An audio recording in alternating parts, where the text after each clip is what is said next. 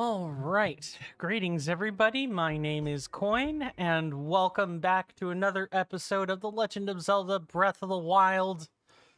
I'll make sure that all the chats are active here. Yep, looks like it. Good, good. Hopefully everybody's doing well.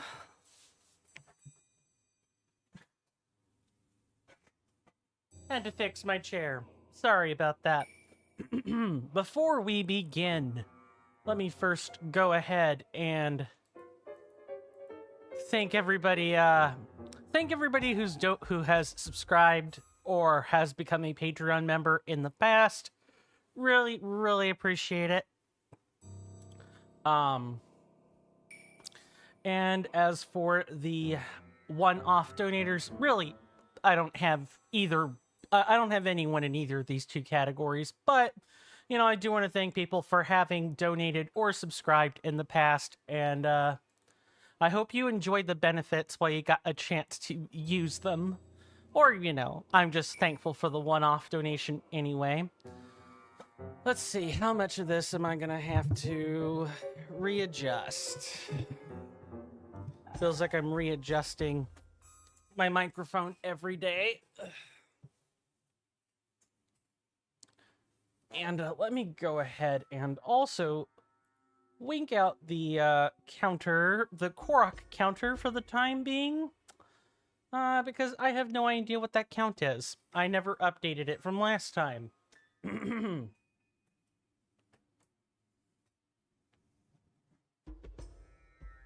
There we go.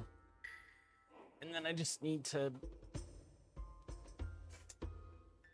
shift a bit over like this. So, first, I do want to apologize for being MIA for a while. I've been very tired, and I felt I would, you know, do my best to just kind of... Also, the UI on this is, like, off. Hang on. You know, no wonder it looks funny. I was over at the client job, and the clients had a switch dock I was given access to. So the UI, like the scaling is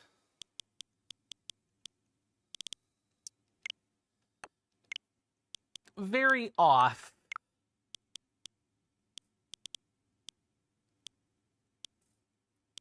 Yes, we all know about the US keyboard.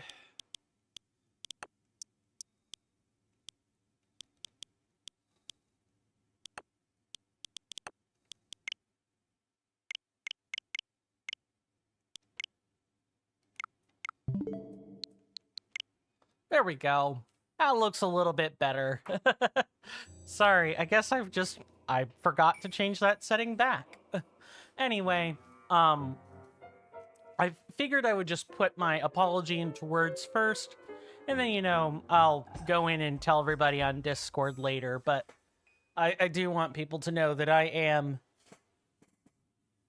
genuinely sorry for not being here. I'm not genuinely sorry for, you know, fixing the tired, though. That was a large part of why I was just gone, is I needed to recover. The job took a lot out of me. I didn't think it would take that much out of me, but it did. First, I brought back a souvenir. Not sponsored. And people might be rightly asking, why the hell are you bringing a cheerwine container in here? Hey there, bear type. Good to see you. Glad you could make it. How are you in health and in spirit? Hope you enjoy your stay. I was just explaining about why I haven't been here. I'm gonna say it again, though. Essentially, I was supremely tired from my client job last week.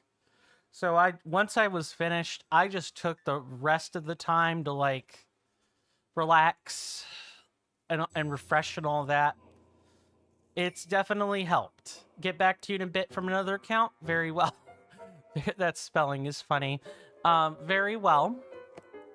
See you when I see you. For those who are to kind of keep my thoughts going here. I brought back a cheerwine container, one of the little cases for the 4-packs. And people might be rightly asking, hey, why are you showing us a random cheerwine container? This is the type of thing that goes in the garbage, right? Well, this person, myself, has decided to tape up. Let me see if I can show it a bit better on the recording scene.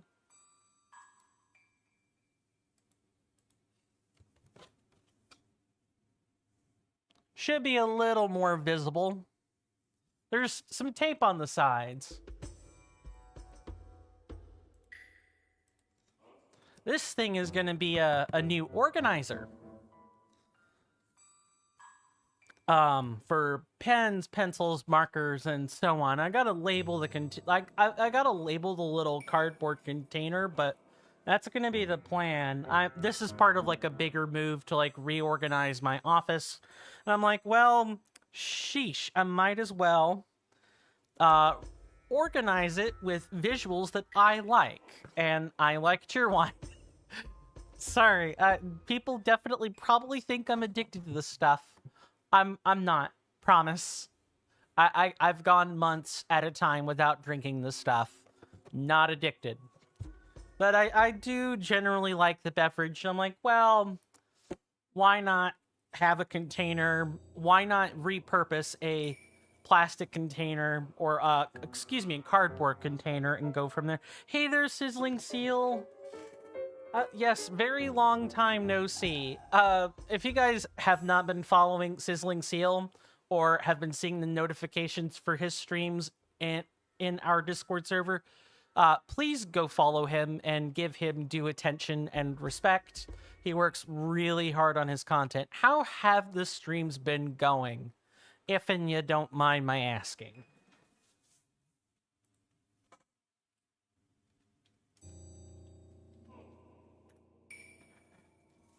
Hopefully you're doing well in health and in spirits, and it's good to see you again.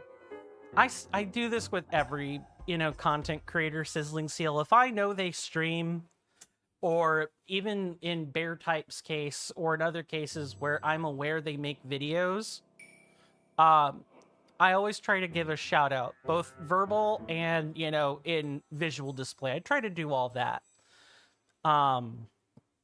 It's just me being nice, playing the game too, the game in quotes. It's going well. I'm glad to hear it. You the last time you streamed, wow, you cried while playing FF14. Oh, if you've got the time to tell, I want to know. Hopefully they were tears of joy. I'm hoping those are like tears of joy, right? And not anything else. Hopefully they weren't tragic. But do tell. I wish to be the posthumous fly on the wall that was swatted, a few days prior. You get my drift. I'm very curious. I'm gonna go ahead and recap what happened last time, and then we can get going. So we were working on clearing up Death Mountain. We were trying to get all the Korok seeds and stuff, and do a bunch of shrines, because there are quite a few of them that are tied to quests in Breath of the Wild, in Death Mountain specifically. That was pretty much it. Today we're going to finish up Death Mountain, hopefully. And then we're going to start on the Akkala Highlands. The Akkala Highlands are going to be fun. We get the Ancient Tech Lab. We have the other labyrinth. There's a counterpart that is on the opposite side over here somewhere. And there's an old fortress. There's an old Hylian garrison fortress. Or a fortress that housed a Hylian garrison. There we go. And there are quests tied into that too. Really, really cool place. Really cool place. And I hope I get to show all of that off during the next 3 to 4 streams, I guess I would say. Akkala is just huge. It's huge, and there's a lot to do in it. If you guys want to follow along with all the Korok seeds that we're picking up, because there are 900 of these puppies, and I can't be arsed to collect them all by hand by groping every rock and plucking every apple off of every tree, or, you know, by jumping random fences with my horse. I can't be asked to do that 900 times over, and so I have a map. I have a map for all this. For those that are interested on Twitch, you can type in !BOTWMEP for more information. And I believe that should... No. I do have a second map if you want it, but it's the more advanced map. For you guys on YouTube, same command, but replace it with an asterisk at the beginning instead. Sizzling Seals on Twitch says, it's a bit of both. Oh, bittersweetness. Good, good. My favorite kind. It was emotional. To make this short, characters were saving their friend, and when they were struggling, the old fallen comrades show up to help in their spirit form and all that. Very anime. So it was story related. That's cool. That gives me Harry Potter vibes, if I'm being honest, where that's like the thing I can relate it to the easiest, where at the end, you know, right before, spoiler, like major spoiler, right before the big final fight between Harry and his, I guess basically his arch nemesis, you know, he confronts the spirits of all of those, or the souls of all those that helped him on his journey, that have died for him. Not quite the same thing. That's kind of the vibe it gives me. It's like the power of friendship, family, and familial bonds. You have the clip if you're really curious. You could just watch it after the stream, of course. Good idea, Mr. Sizzling Seal. I will absolutely do that as soon as I scribble it down for reference later.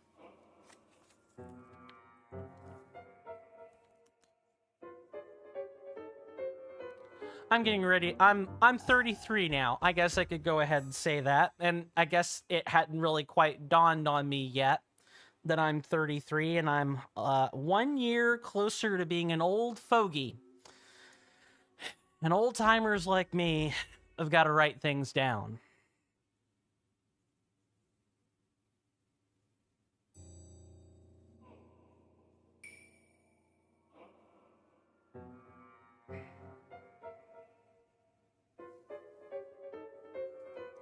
Okay, I've written that down. Let's see, is there any other bookkeeping I need to do before we start? I've talked about the command.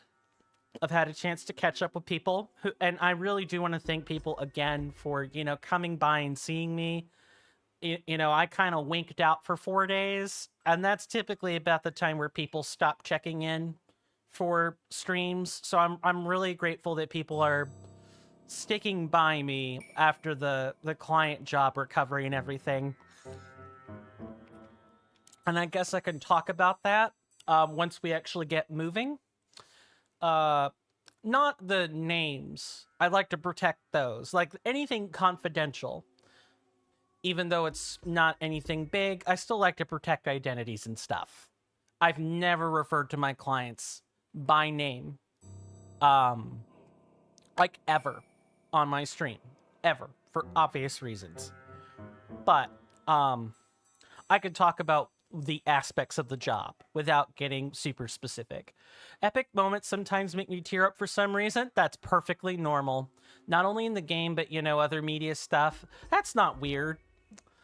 I'm the weird one. By comparison, I have a hard time tearing up. Like, first, I have a hard time doing it on command.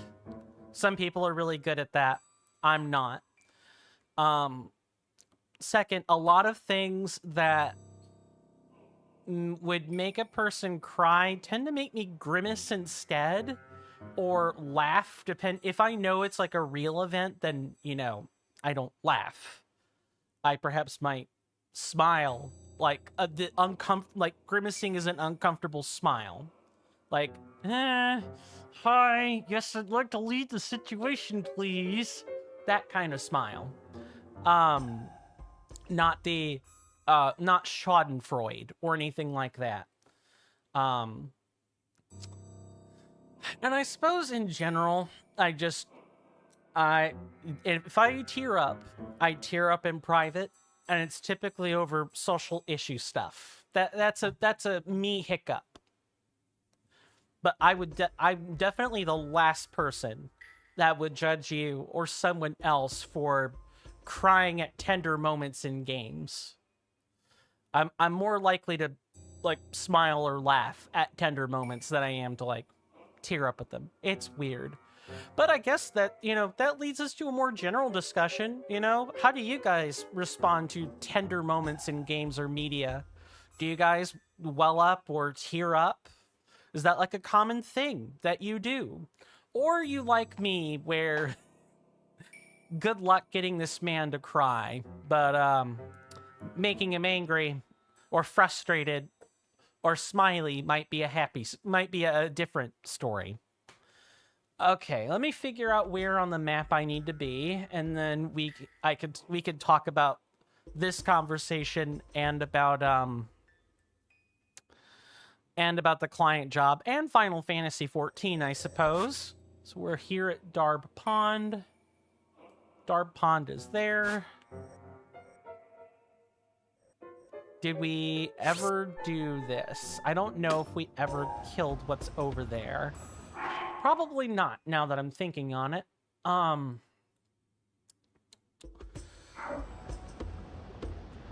to think of which conversation I want to start talking about. Depends. You rarely cry when playing a game. I guess we have that in common. I'm usually not the one for, tearing up in public. Now, some games might test this. Xenoblade Chronicles is like a good example of a game that might test that for me. But I think that's because Xenoblade Chronicles are just...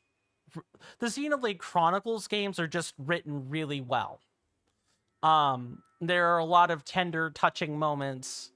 And there are definitely some, like, comedic moments in Xenoblade Chronicles, too. It is a game I've beaten on this channel.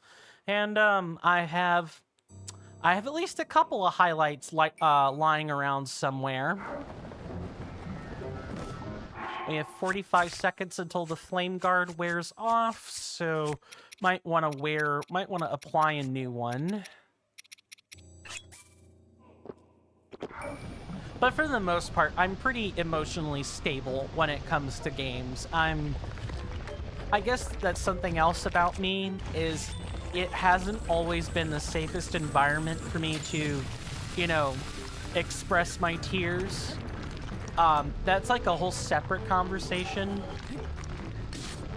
Here in the rural U.S. South, sometimes there's definitely there's the remark of, "Stop crying, boy, or I'll give you something to cry about." That already makes emotional expression a somewhat unsafe activity. There have definitely been a couple of moments earlier on in my childhood where either my dad or my mom, they've both done it. We're like, "Hey, what you crying for? If you're crying about whatever thing I've caught you doing is, I'll give you something else to cry about." And usually that was followed up with a thrown box of shoes or belt. So I quickly learned not to do that. Personal trauma. Yay, for personal trauma. Said no, whatever. But that's neither here nor there. You played the first one, talking about Xenoblade Chronicles? Oh, Xenoblade Chronicles is delicious. Good game. I remember it having a great climax and those MMO-like side quests. Yeah. Talk to a chain of like 15 NPCs, or, kill this many things and collect this much of a drop. Yeah, that's definitely a Xenoblade Chronicles special. And Xenoblade Chronicles also has like a huge collectathon bit to it. The Collectopedia in Xenoblade Chronicles, there's like achievements and stuff for Xenoblade Chronicles 2, as well as a number of other quests. And I believe Xenoblade Chronicles 3 moved back to a Collectopedia style system for Xenoblade Chronicles 1. Sorry, I am hella distracting myself. Not do that. Okay, do we need to wrap back up here? I remember there not being a whole bunch of Koroks on that side, but there are a couple of other things to do while we're up here. No, that's a DLC shrine, and there's something up here we can do. Okay, cool. The Xenoblade Chronicles 2 is the only one I've actually played on the channel. And I did start playing the Torna, the Golden Country. Also Xenoblade Chronicles 2 technically, but the college happened. Nah, it's fine. I could talk about it. It's not like a super traumatic experience or anything. It was just a busy time in my life. What's the Korok seed for? That was for the counter. And since I don't remember what the count was, let me do this until I get the Korok seed count. I don't know if you were here during the last stream, but yeah, it was the incrementer thing. And I had talked about with Rasby and company that I would get a command ready for, incrementing the counter, like the actual number, but that never materialized. Like I said before, from Thursday onward, I was basically MIA as far as the stream was concerned, and that was mostly due to fatigue after the job was finished and everything. And again, I do sincerely apologize for that. You guys will be getting a bit of a dissertation in the Discord announcements later about it. There's either a rock or there's something else. It's a rock. Of course it is.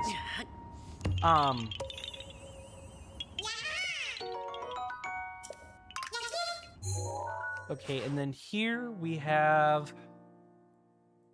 That's DLC. We could return here and I can get a count of the Korok.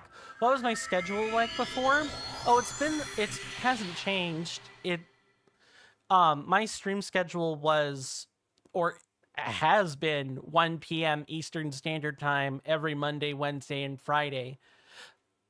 I guess, rather than, try to fill in an answer, or are you talking, before I took the client job, or are you talking about, during my college era? Because those are two different kinds of schedules.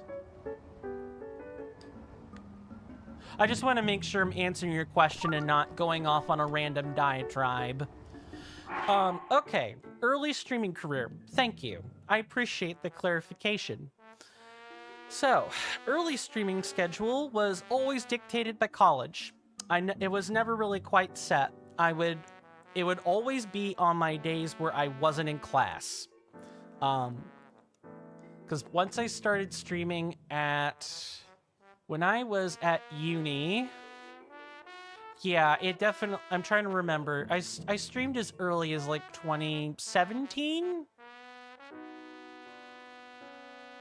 Yeah, and back then, I would have been at the technical college. Or no, the junior college, excuse me. So during that time and basically up until 2 years ago, it was always dependent on my class. Sometimes I would have an afternoon class or multiple afternoon classes on college campuses, and my stream days would always be whenever those aren't happening. And I would make sure my homework and other stuff was finished before streaming and everything. For the most part. Then for a while, there was a period where I always ended up getting my college classes in the morning. This would have been from 23 up until 20, I'm sorry. It would have been from 22 up until about 23. I'd always end up getting a morning class. And so I would always end up having to stream in the evening on days where the classes aren't happening.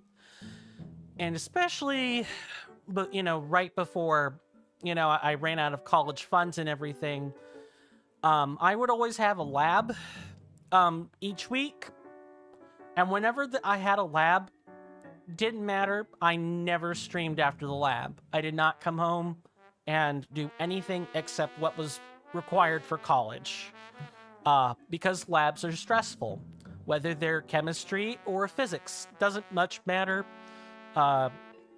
Especially if you're working, especially the chemistry labs, though, you're working with, dangerous chemicals. If you ingest them or imbibe them or smell them too much, incident reports have to be filed and everything. Labs are just very stressful. So, to distill that in a couple of sentences, my stream schedule was just always variable, all the time. It wasn't until I, forcefully left college that my schedule kind of became,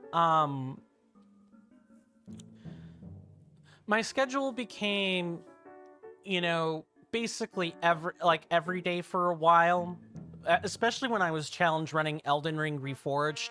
That was an everyday experience. And then when we transitioned back into variety content, around that time, I kind of had to help my stepmother take care of her mother for a bit. And so at that point, pretty much my stream schedule became every other day. And it's been like that ever since.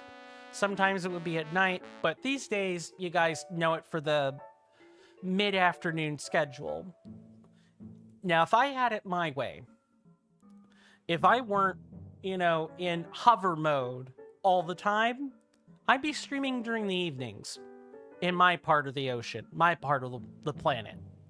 I'd be streaming at probably 6 or 7 o'clock at night, which I guess if you're in the Philippines, that's like, what? That's either mid-morning or like early afternoon? Something like that.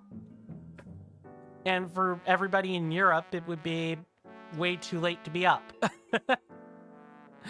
What's this emote? That is a nice emote. Noted. Okay. Sorry, I'm very bad at multitasking, folks, for those who don't know. When I start getting into a complicated story where I'm trying to remember all the details or as many details as I can, and also having to partition out the parts that aren't relevant, I get like this, where I kind of just need to talk and then get back to what I was doing. So sorry. Let's move over here, which is where this next Korok seed is. I'm willing to bet... Delete that pin. All good, no problem. Thank you for asking. It's engagement at the very least. Insert twinkly sound here. I'm trying to think of I guess I could ask, you haven't been streaming that long, have you, Sizzling Seal? I'm 99% confident it was a recent early or late last year, early this year development. Has your schedule been pretty much consistent, or has it been, variable based on work or whatever else you have going on in life? And I suppose that's a general question I can ask everyone else. Not necessarily if you're streaming, but do you guys have a consistent life schedule? Or, is life always kind of, turbulent and inconsistent, leaving you very much, in the waiting position, in hover mode, just wondering what's going to change your schedule next?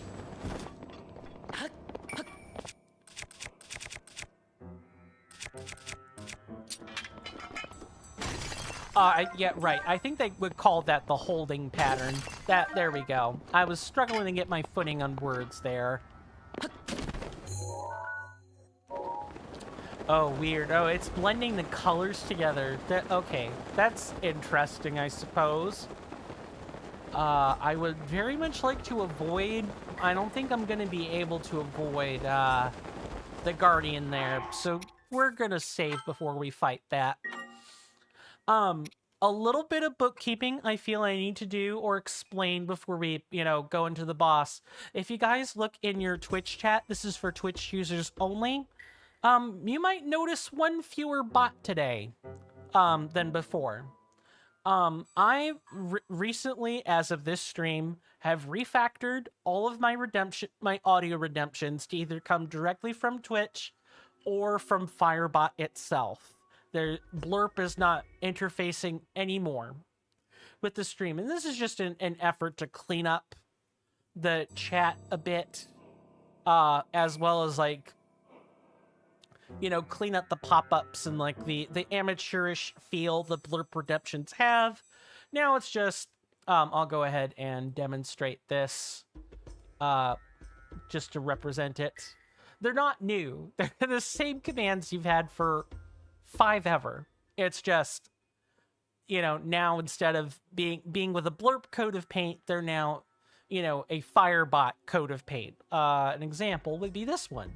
And the neat thing is they all have descriptions over A, what they're saying, and B, more importantly, if it's just a fun button, like press it, make a noise, get some dopamine out of it, there's a statement at the end of the description that says a soundbite just for fun.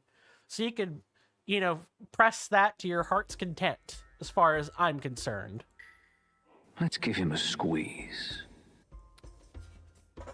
And you guys will have to let me know if the audio on these is too loud or too quiet. Hopefully it's neither, but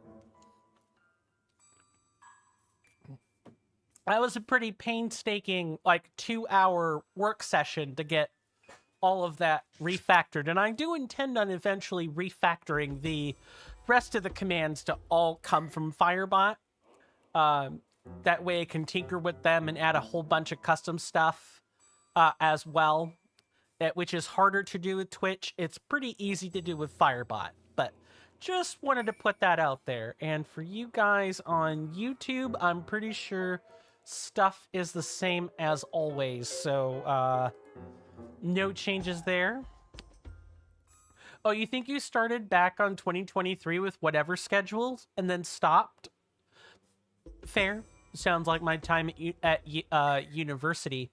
Came back after a year and was still figuring out what time you should stream and all of that. And then after a few months, you decided to start the stream about 9 p.m. your time.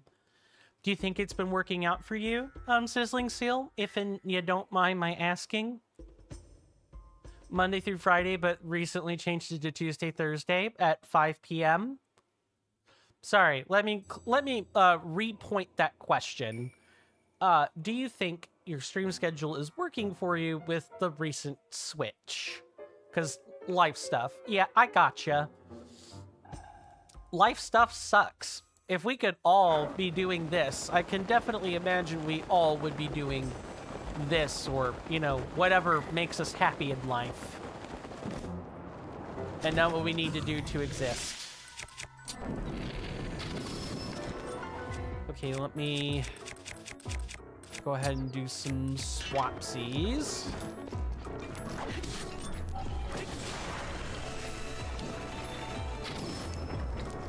Guardians aren't super difficult, or anything, but if you're gonna fight them with, Oh, that's an auto parry. I forgot about that. That's nice. So if I mess it up like I did just there, Daruk's got my back. Thank you, Daruk. We love you, Daruk. Best dad of the year, that one. Best dad of the year. And I'm not going to have anyone disparaging that. Yeah, okay. I thought this was going to be on top of the rock platform and everything. Guess not. Too bad I'm kind of stuck doing this, I think. I could swap to a single shot bow, though. Oh yeah, it's like really up there.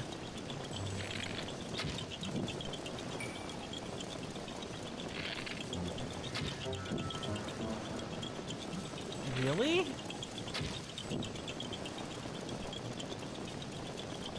Wow, that's super bogus.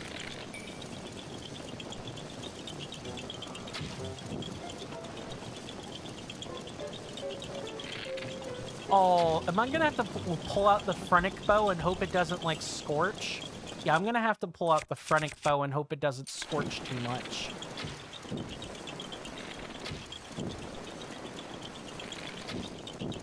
Hold on. Focus time. There we go. Oh, close.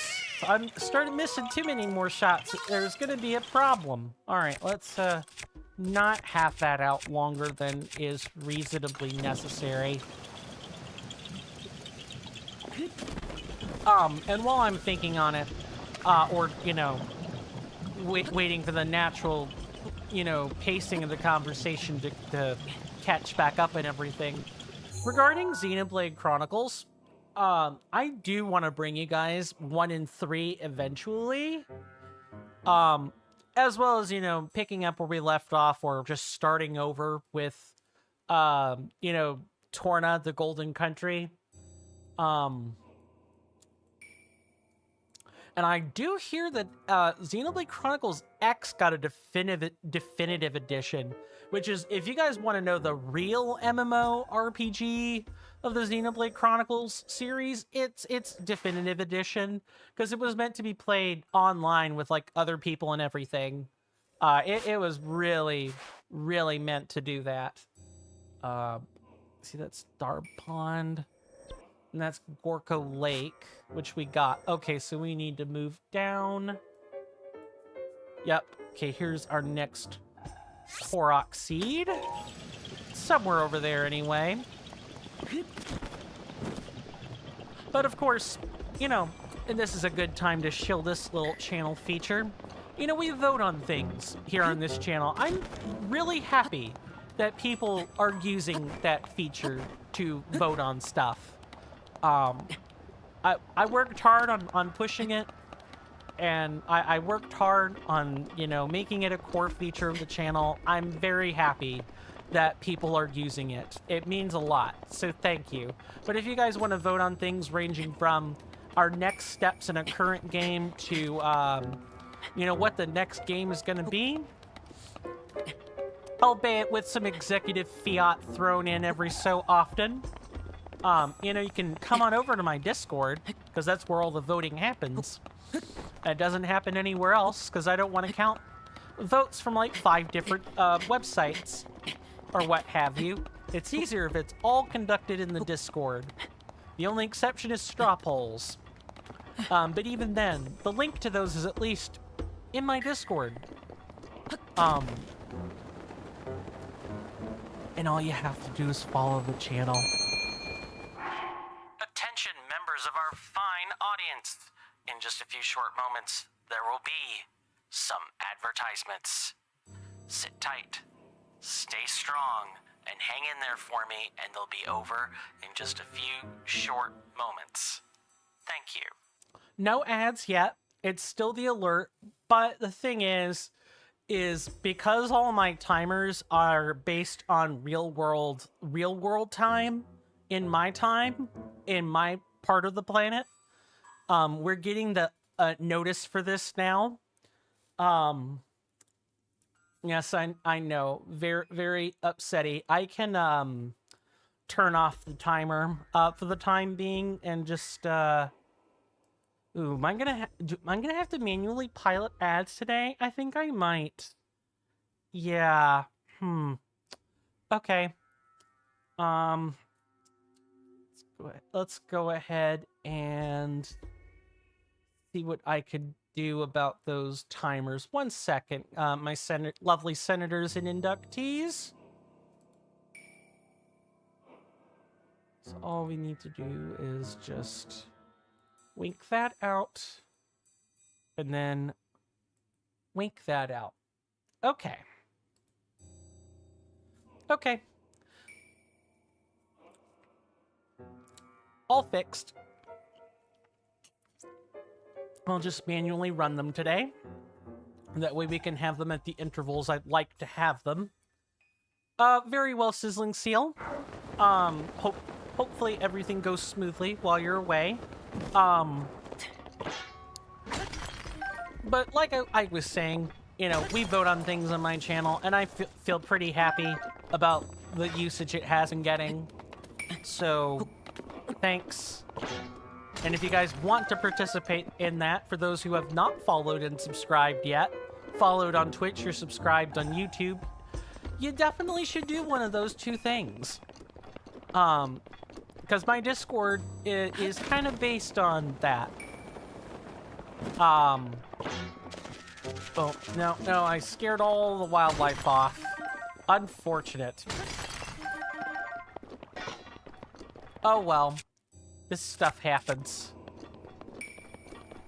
I thought it might be another rock. There's gonna be a... You know what? We could call this episode The Blastables.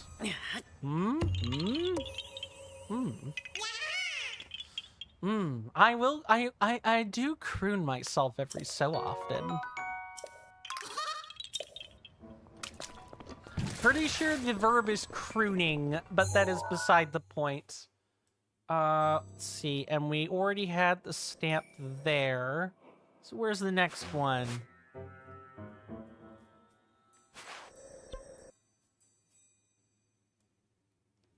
Maybe Gorambi River? Yeah, I definitely say so. Just figuring out where exactly I'd like to take this. Maybe over here?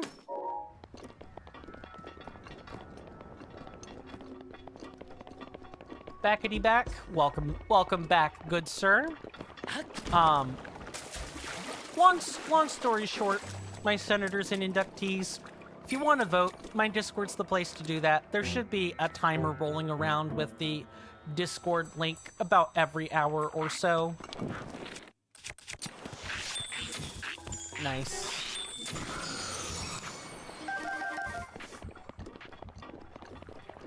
And if not, or people are like, but I want the link for myself. Well, then all you have to do is simply say or type in !Discord, and you can have your own ready-made link for you. But the only reason I brought all this up in the first place was to say, if you guys want to see Xenoblade Chronicles in any of its forms, I'll even replay too if that's what people want to do. I don't have any problem with that. You know, I'm more than happy to do it. We can have more excellent, fun, happy, you know, totally context-friendly clips. Because Xenoblade Chronicles 2, I think, is just that much of a good game. Like, sincerely speaking.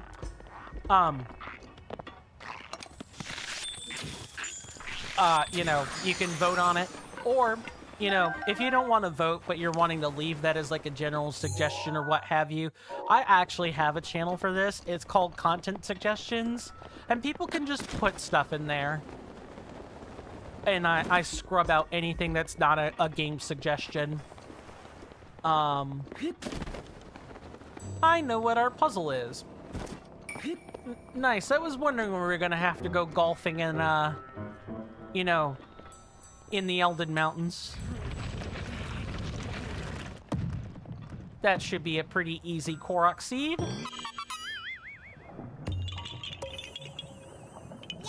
What else? We've got about, I'd say about 12 minutes. Hey, 3 points. Yes, right? Right? I believe they would call that a hole-in-one where I'm from. No, I'm jesting. That's just a golf thing.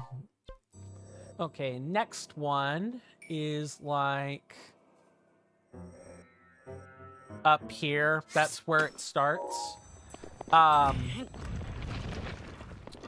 The client job, because I said I was going to chat about that stuff. Turns out it was a bit of a caretaking job. Caretaking is what happens in the services biz when a client is there at the house and you're there assisting them with various tasks. The client that asked me to be there was basically like, hey, clean after yourself, check for my cat, check my mail,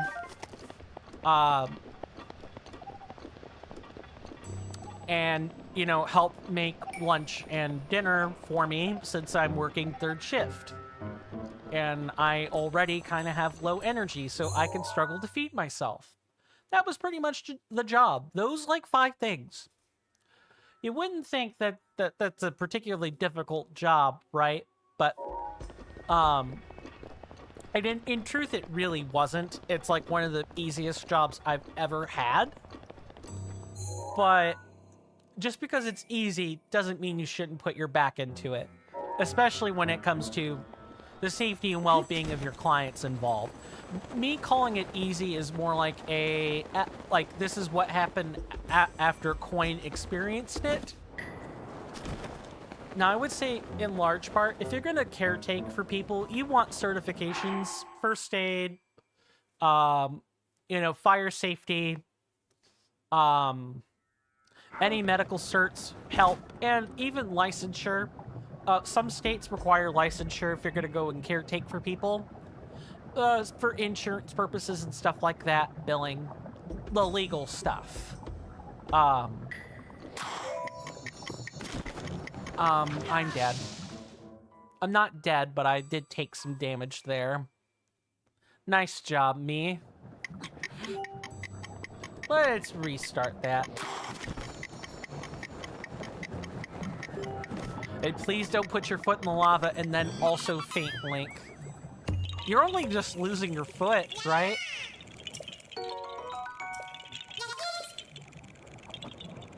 Oh, Sizzling Seal. I don't know if you were here for this. I know Bear Type was, but I don't think you were. In the course of my job,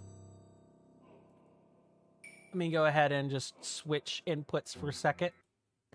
I brought back a souvenir. My client had me with them while they were grocery shopping, and so I managed to find a case of bottles that were being sold, and I decided to take this and repurpose it into a little bit of a carrier. There's tape on the bottom. I hope that's a little bit noticeable. Yeah, this is going to be a carrier for my pencils and stuff to help clean up my office desk. Just gotta fix the recording scene. Here we are. Yeah, this is a little, it's a cardboard container that holds bottles. Like soda bottles. I have a bottle that I'm going to put some plastic flowers in as well. I could show that.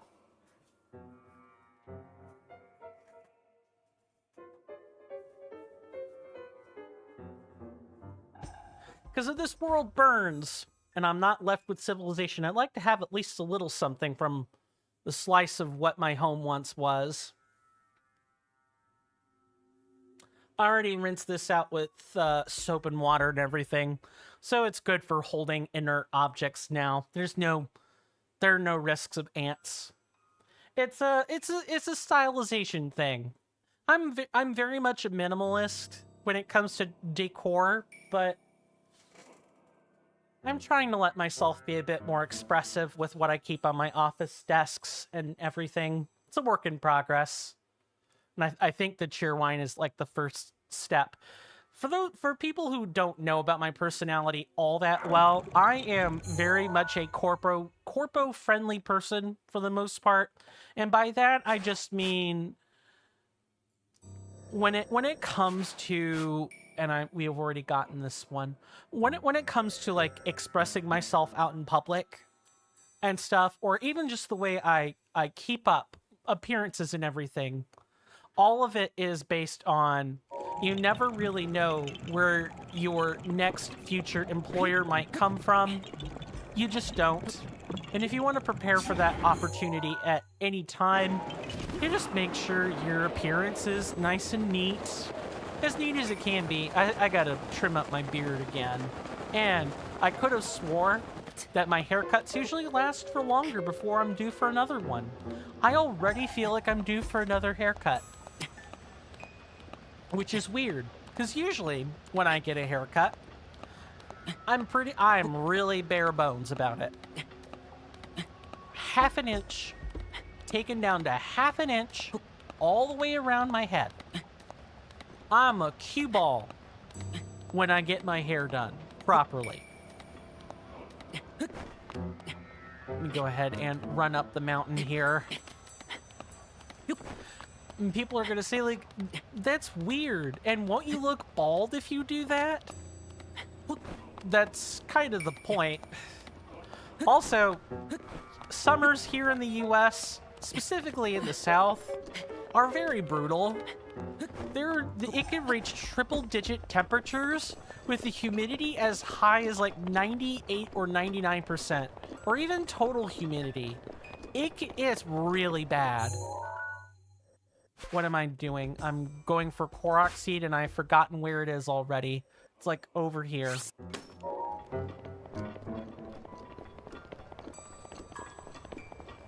Yeah, the humidity gets really bad. And when it's hot, like triple-digit hot, it sucks. Bad.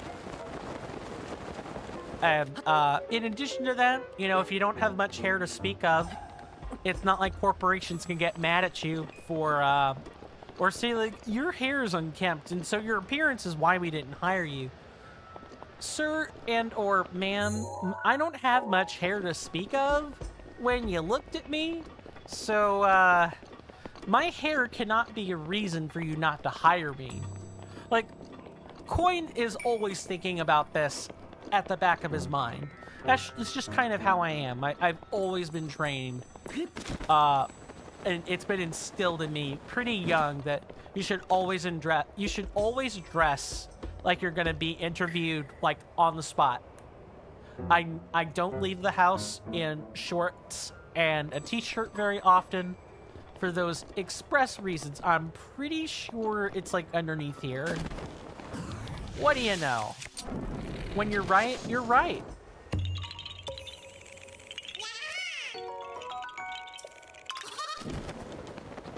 And now I'm gonna get all of that luminous stone that's right here. Because resource management, baby. We've got about 3 minutes before we put on the commercials.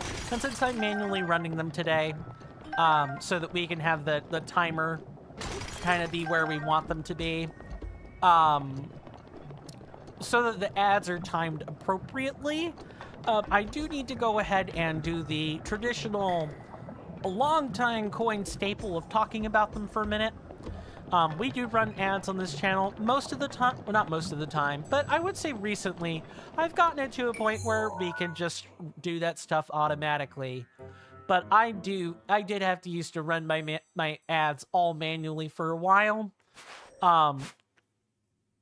We run them for 3 minutes here on the channel. I'm pretty sure it's we can see it's like up there. Still gonna put a marker on it. 3 minutes worth of ads, and that's just to encourage people to get up, take a break, and don't wait on me to come back from my desk. And also, even though I could play 1.5 minutes of ads, my ad breaks are only 3 minutes long. There's a timer with them and everything. So it's also to encourage me to get up and go walk for a minute.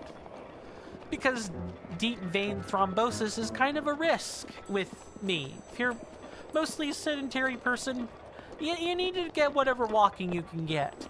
I'm working on being a less sedentary person, but that takes time and effort and consistency. And I'm not the most consistent person when it comes to exercise or fitness. I'm really not. But I'll definitely still preach about its benefits because I don't want people ending up like me. And that means the 3-minute break. It's there for me as much as it is for you. And it's to help with the experience as well. Conversely, though, I don't run ads at other points other than if I've got to get up from my desk for 10 seconds. You know, I do have, like, I will run an ad for a minute or a minute and a half tops.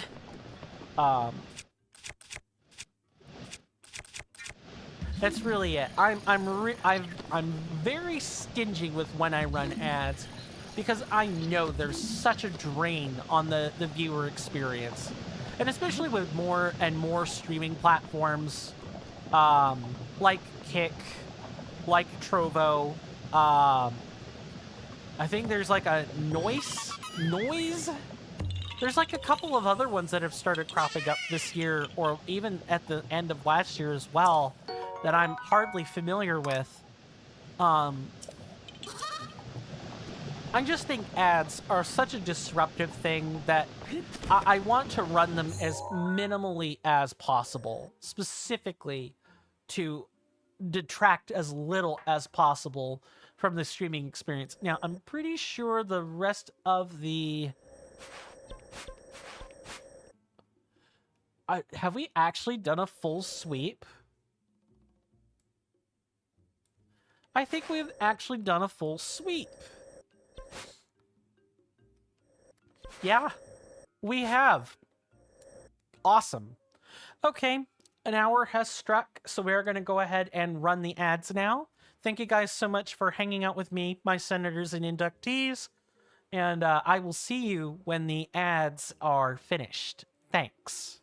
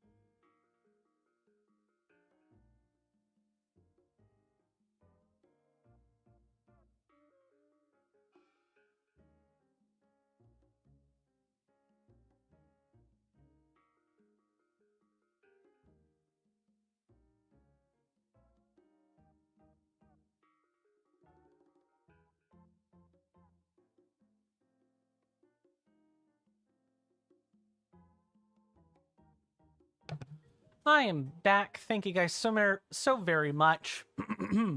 Before we continue, I would like to take a moment and just, you know, tell you guys, if you guys like the content and you hadn't done so already, please consider following on Twitch. You get free emotes for your trouble. You get 5 just for following. And additionally, you know, if you're on Twitch, go subscribe to the YouTube. I do make long-form content over there as well. And in both instances, you're more than welcome to come join the Discord. It's a feature I work really hard on. It's a pretty well-oiled machine, as much as I can have it be on freemiumware. And the free part of the freemiumware, Carlbot has been an excellent staple for Discord management. It just, you know, it sucks that I can't totally tie things to automation. That seems to be about where the freemium draws the line. Like, if I could have all the roles be set up so that they were automatic with the benefits, or to put it another way, if you're a Twitch subscriber, like you have a tier 1 sub on Twitch, and you maintain it for the month, I should be able to, for free, have a role that syncs up that role to the corresponding one on the Discord. Through Carlbot, I shouldn't need to use the Twitch extension to do this, although the Twitch extension is at least free in that respect. Like, it does very little, but it does do that. And that's just the integration with Discord and everything. Oh, nope, we're not quite done. We still got a couple more we gotta do. It's literally just, is it just the one? Or like just a couple of them? Yeah, I'm glad I checked this. Let's put some pins down as well. And also, did I... Okay, no, good. Good. And then there's like another one over there, roughly. I don't really care which order I do them in. The important part is they get done.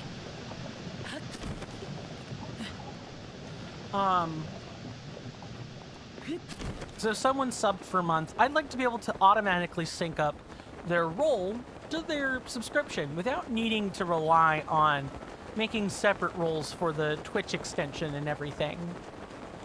I'll do it. I have no problem doing that sort of thing, but it can definitely still stink that I have to do it that way and not in a way that is more conducive to the bots that I'm using. I'd like to be able to eliminate some bots and some overhead extensions that I use.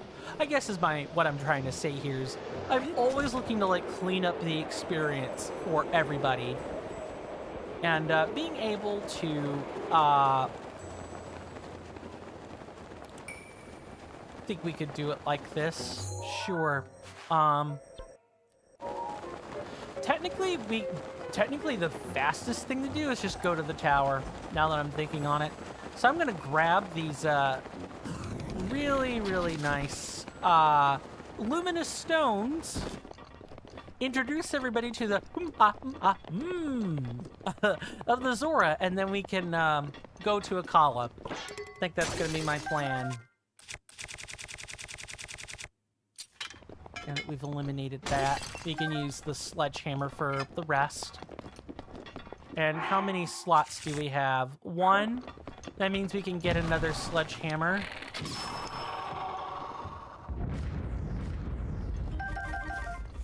Nice. We've not figured out where Kilton is yet, huh? You know what? We should probably go do that. Just figure out where Kilton is. I thought we would have bumped into him in the Hebrew region, but I know I bumped into him the first time there. I'm not sure if I'm misremembering or that's just never been accurate, so I guess let me thumb through my phone here and kind of look that stuff up. That's kind of important.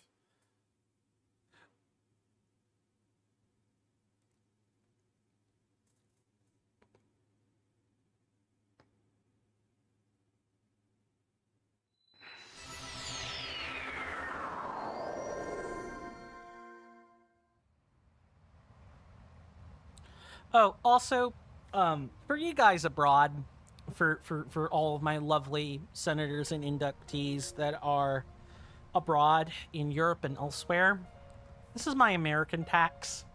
I'm truly sorry for the grievous things that my administration is doing. I want you to know that I did not vote this, like, nutso into the office. Like, at all. I mentioned I was gonna start paying this tax. Self-imposed tax, but it is a tax nonetheless. I'm sorry. I want you guys to know that I'm going to be doing everything I can at the local ballot box to try to limit this. Like, every local, state, and federal election I have, I'm going to be doing what I can to mitigate this. At the very least, until the Agent Orange becomes, how do I want to word this? Until Agent Orange becomes Emperor Orange. And when Emperor Orange shows up, then I'll have to resist in the ways that I'm legally permitted to do so at that point.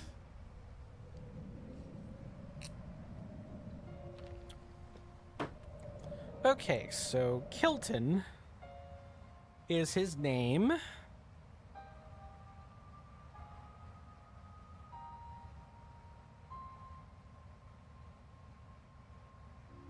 Oh, does this dude move around? I think he might move around.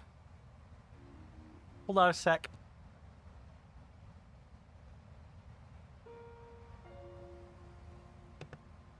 Sneezing like an MFer. Ugh.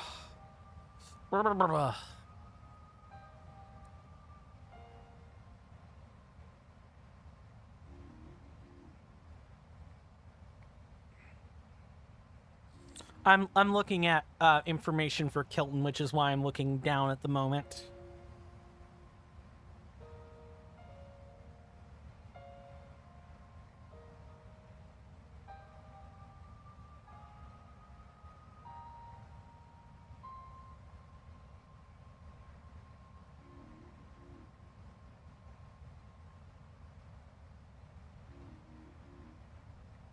Oh. Okay, never mind. We're actually headed in the correct direction. Kind of. We have to get there first. And then we gotta see the map. But Kilton will be a part of our objectives as well. Hopefully. Because Kilton is where, like, the masks come from and stuff.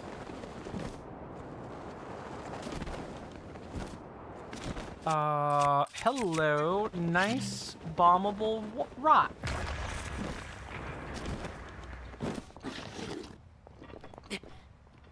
Oh, we're actually normal temperature ranges. Awesome.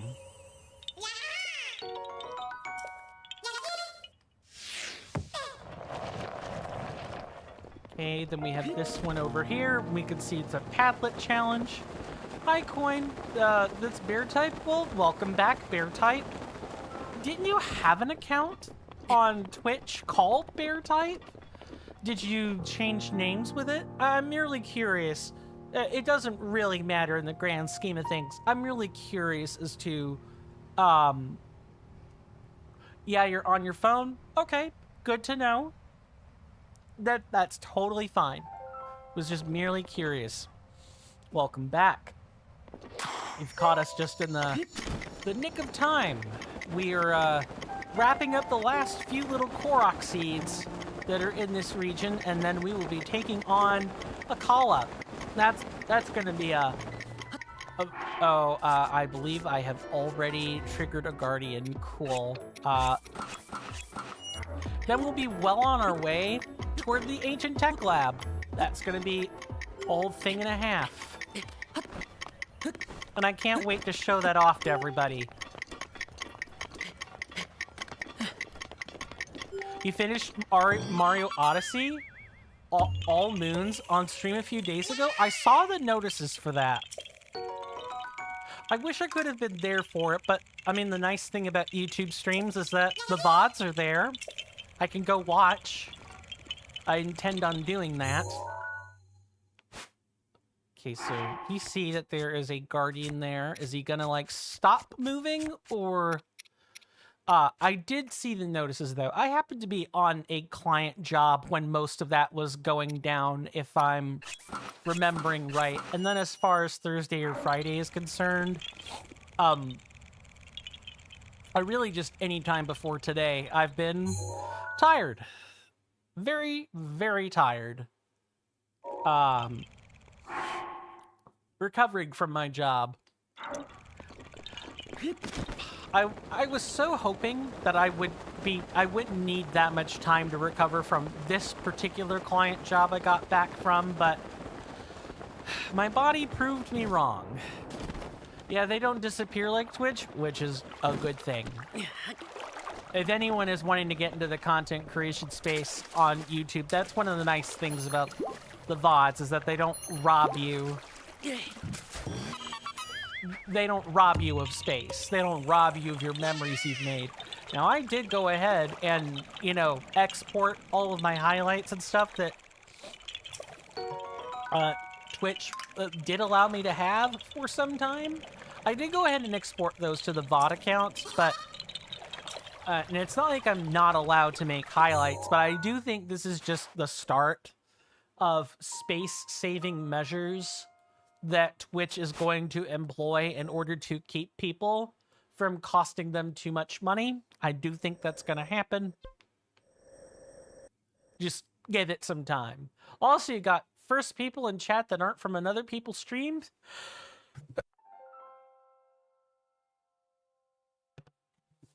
Goodness, I'm sneezy today.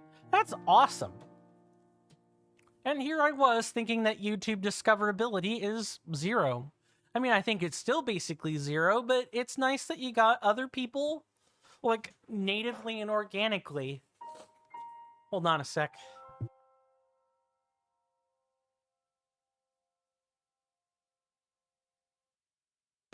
I'm gonna, quickly, you know, go take care of my nose, and I will be right back. I should not be, this sneezy. 1 second.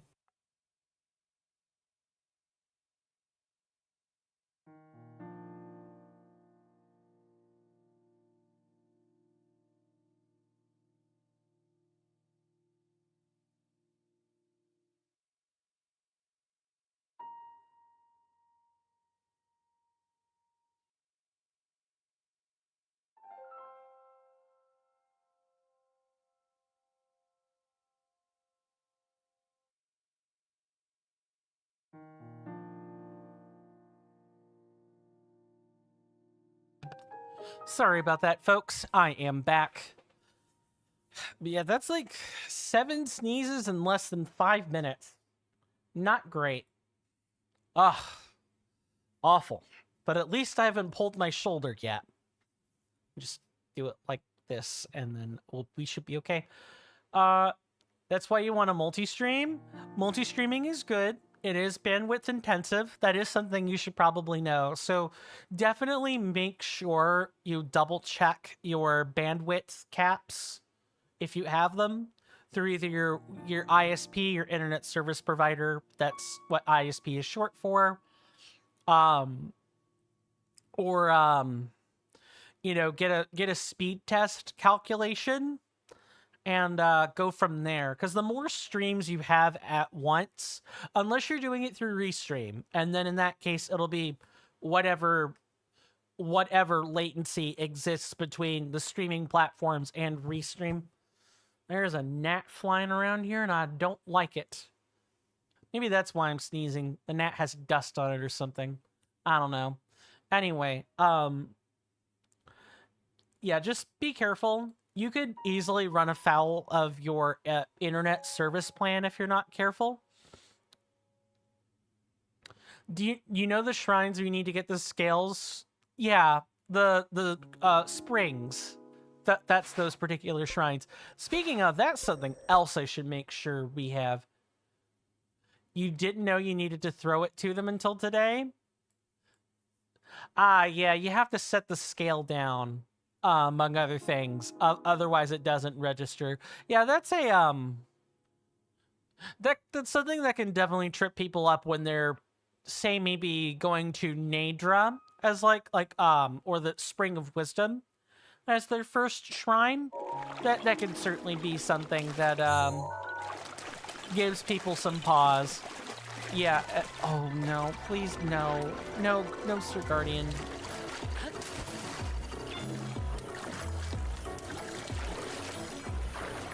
Un momento, per favore. I need to deal with this annoyance.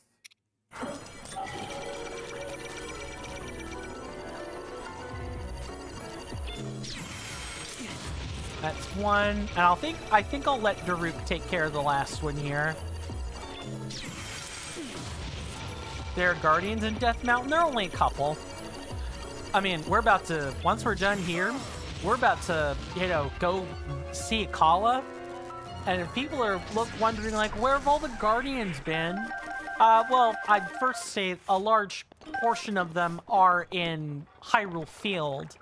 But if you want to know other places where they exist, this spot right here, this whole region, there's a whole valley full of them. There's like a whole section of them near the fortress that are all just flyers. All of them are Guardian surveillance equipment. Yeah.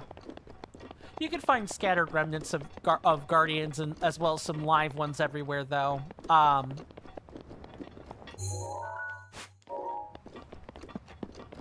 But they're definitely not prolific. The most prolific areas are basically anywhere where there's Hyrulean civilization, or where the Sheikah had, like, large garrisons or troops set up, or even places where the Yiga clan members might frequent.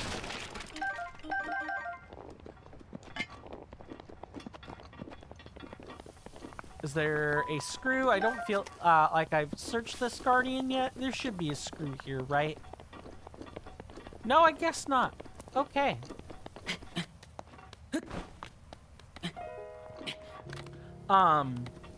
What else can I talk about? And hopefully not, just be breathing my own mucus. I did try looking into the Trovo stuff when I was over at my client job and everything. That did not go over too well, and mainly because by the time I tried to start doing that, I was already quite exasperated from the job, because my job had me up at odd intervals looking for a street cat to take in. Is it underneath here? Can't see it, so it looks like it's probably up top.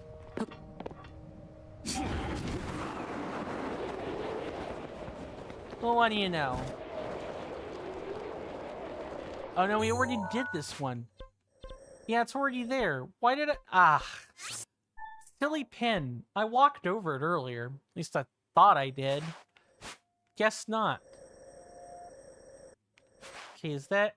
That's it, right? There's not like some huge... No, not there. Not yet. Just double checking all like the shrines and everything. That's like one of the last things we're checking. Glad I checked. There's at least one more, and that's like right here. Let's go ahead and get that ready.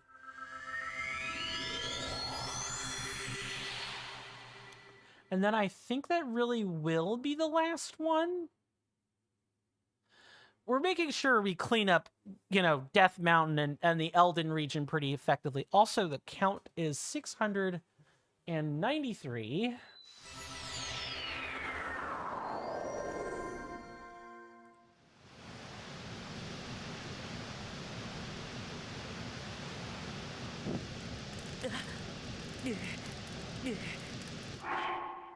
Of course, the second I go to do this, the flame guard wears off. Nice.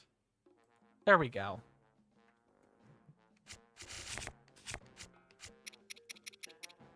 Oh, it's not that it wore off, it's that I forgot to reapply it because I thought it was done. All right. Cool. Gotten that little bit of a, charbroil out of the way. Let's head back and take care of the last bits of business I think we need to take care of. At least for now. We still have all the different monster encampments to get as well. I do want to try to at least, say we've been to each one, but that's like that's a much taller ask. Because they don't always look like giant forts and, skulls. I want to make sure we've gotten the monster chests. That is part of the 100% experience. But the monster chests are... well, they're usually like an underwhelming prize. You kind of want to do them more or less. Also, I should definitely be putting in... I kind of know where it is. Yeah, I don't need a mark for that. I kind of know where this shrine is. And this is just based from the last time we were here in the previous attempt that we had at streaming this. I sure hope so. Like, up there. Yeah, there's the sensor to back me up. Although I did remember this particular shrine from the last time we streamed. That's right, ostriches, run! I do promise that I am continually looking at the Trovo stuff. It just takes time. I'm also going to probably use a video tutorial to kind of help me get started, so I kind of know what things I should be doing. And then at some point, sometime this month, or maybe in May, we can have a Trovo stream alongside the YouTube and the Twitch streams. Wouldn't that be nice?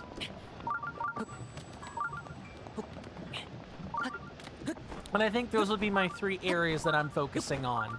Would be YouTube, Twitch, Trovo. And then, if YouTube or Twitch or both hit the bucket, I've still got something to work on. You're back. Hey there, Devious Grace. Welcome back to the stream. Good to see ya. Glad to have you back. Hopefully you are well in health and in spirit. Hope you enjoy your stay. If you guys don't know who Devious Grace is, you should definitely go follow them on Twitch. She works really hard on her content. She's a variety streamer like myself, but she definitely frequents the spheres of shooters and horror titles way more than I do. I might flit with them as a fancy. That's like a regular part of her repertoire. So if you want that sort of content, or you just want to be there for the Frog Queen herself, definitely go check out her Twitch page.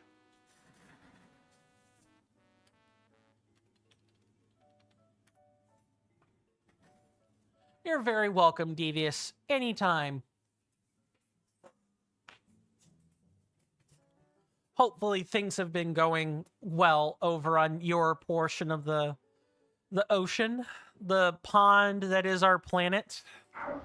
And if not, and you wish to chat about it, I'm more than happy to soak in all that negativity and try to turn something positive out of it for you. Or at least sympathize. One of those things. Yeah, that's what I thought. I thought there might be a shrine up here. Let's get this stuff all sorted out. And then I think we might actually finally be done with Death Mountain for the time being. we're not done with everything here, but we still do have some other shrines, but those are going to be related to the second DLC. The Champion's Ballad basically adds 4 shrines for every champion, scattered throughout the land that they're part of. And they're most of the time they're puzzle shrines, and they're more complicated puzzle shrines, I should say. Oh, hello. Oh, we see this type of device from time to time. It's like a battery type thing, if I'm not mistaken.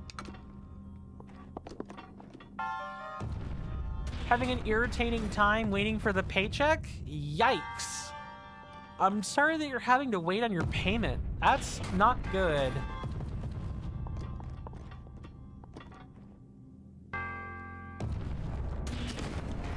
I hope that gets sorted out real soon. You kind of depend on that to pay your bills, right? Okay, we definitely need to stall this thing at the top. I just want to also make sure we haven't missed a chest like that one over there. That's the redstone-like thing, right? Yep. This little switch uses electricity. The thing at the top of the platform there. Yeah, it makes a circuit. And that's like a whole deal with Von Naboris as well. Any other chests? Doesn't look like it. Yeah, you make a circuit with these things. That's the whole shtick with the Divine Beast is those specific things.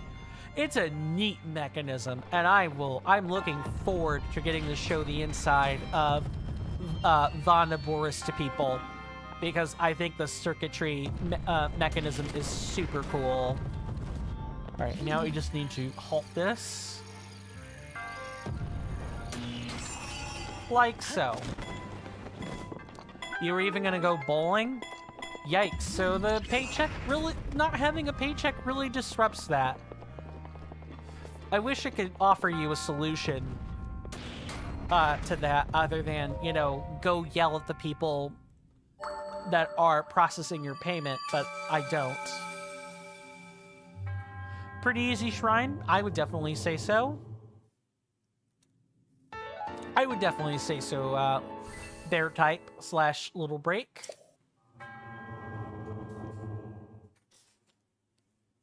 Well, I hope your paycheck comes to you as soon as humanly possible, Devious. I really hope so.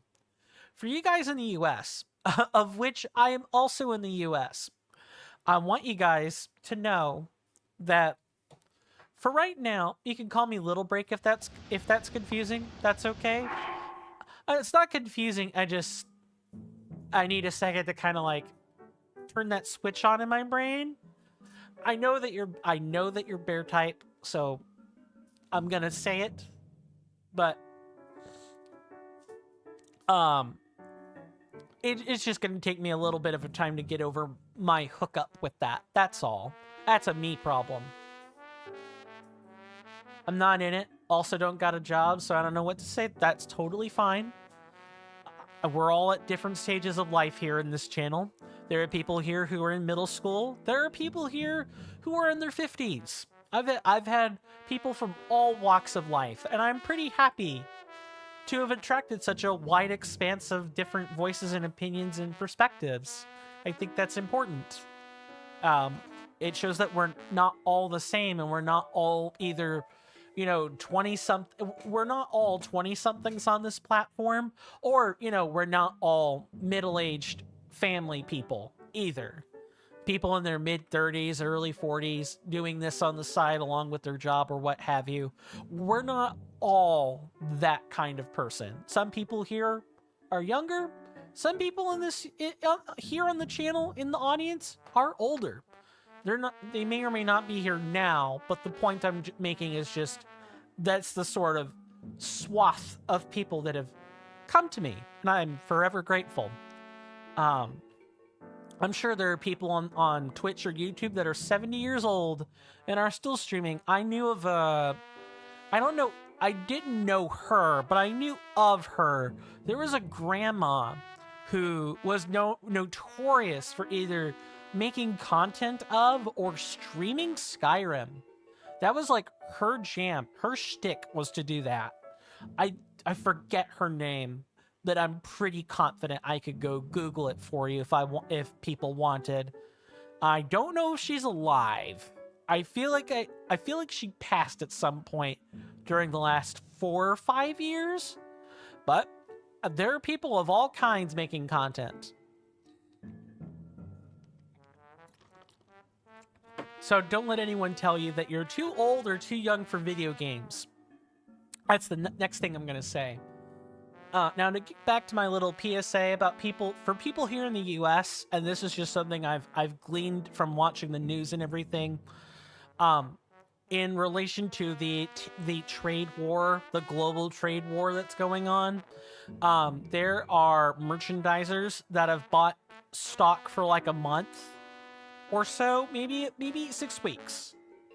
But if you're in the U.S., you need to start watching the where it's made label, because if you don't, and there's a tariff, there are going to be there have already been stores that are adding a tariff surcharge to items. So something that was like $15 before, if it happens to come from China, it's suddenly now going to cost like $45 or even $60 to get it, assuming that it didn't hit one of the tariff exceptions, or it's not coming from a different company, or a different company with a different headquarters and stuff.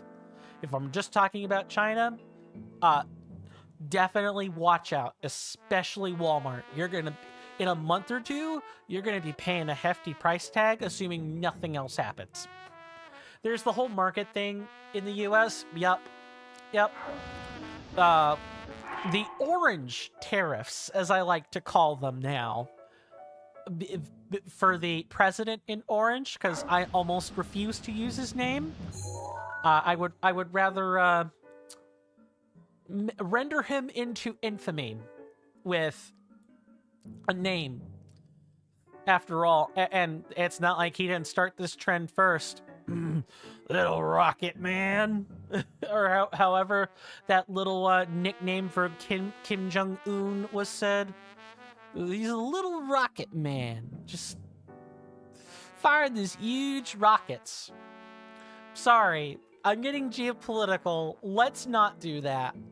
But yeah, Agent Orange is, along with Peter Navarro, that's like the other big guy.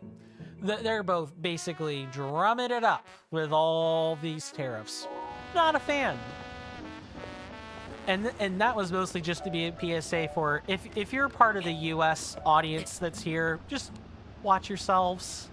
You know, read the tags. If you don't do that when you're out shopping, please read the tags. Because I guarantee you the store price isn't going to reflect the tariff. It's either they haven't had time to change it yet, or there won't be any notices on the shelves. You don't want to be buying a $10 or an $8 product and then find out it's $40. Or it's like $24 even. You don't want that. I don't want that for anybody. I don't want that if you're buying US products and you're like overseas. First off, don't do that. Send a message to our administration, please. Secondly, though, if you do and it happens to be cheaper, just read the tags and watch out for the tariff notices. I want everyone to be able to live in this world and survive. And that's hard to do when you've got greedy people hiking up tariffs for no godly reason other than to orchestrate some weird plan. Okay, so we have to get started on Akkala, and to do that, best spot to go is going to be, I suppose we could do it here.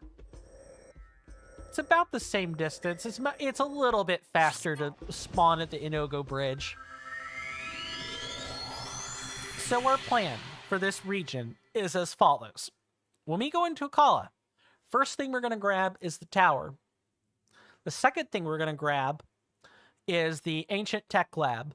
The third thing we're going to grab is Kilton's location at Skull Lake. The last thing we're going to grab is a scale. Message in chat got deleted. That's a good thing. Shrinking overdosed Violet. Best viewers on streamboo.com. Remove the space. God, they're getting so sophisticated. Yeah, that's a bot. They're gonna do that.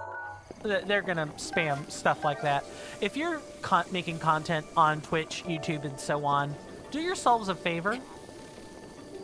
Yeah, didn't even get to see what they said. Yeah, it's for the best. It was definitely an advertisement for bots and viewers and follow botting and what have you. When a bot or an administrator deletes a message, people don't get to read the contents in Twitch. Usually, strictly speaking. And it's a good thing. You know, I don't know about you, but I don't want my viewers, and I kind of broke my own rule by saying the site URL, but there are lots of different ways to spell what I just said. I certainly don't want my viewers, my audience, to go to that site and, get a virus. I would feel really guilty if that happened. And so deleting the message is just a nice safeguard. I guess also what we should probably do is, since we're not going to be... no, that would be countermanding my own advice. Okay, I've talked myself out of it.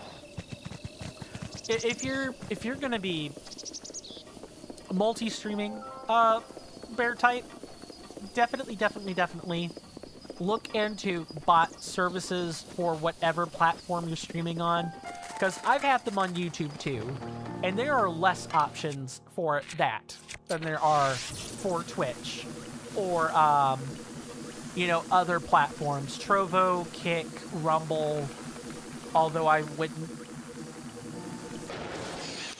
wouldn't dare go to, Rumble if I were you. Nothing's stopping you, of course, but if you aren't... You should know the makeup of the places you're going to be multi-streaming at. If you're going to be streaming on Kick or Rumble, understand that those places are generally where the more conservative or even manosphere people, or femcel, that's where people like to go. Or if they've been banned off Twitch or YouTube, and really there are only a handful of them that haven't been banned for conduct-related behavior. Well, you're not planning on doing anything like Kick. Good for you. Yeah, all the banned people are there. Exactly.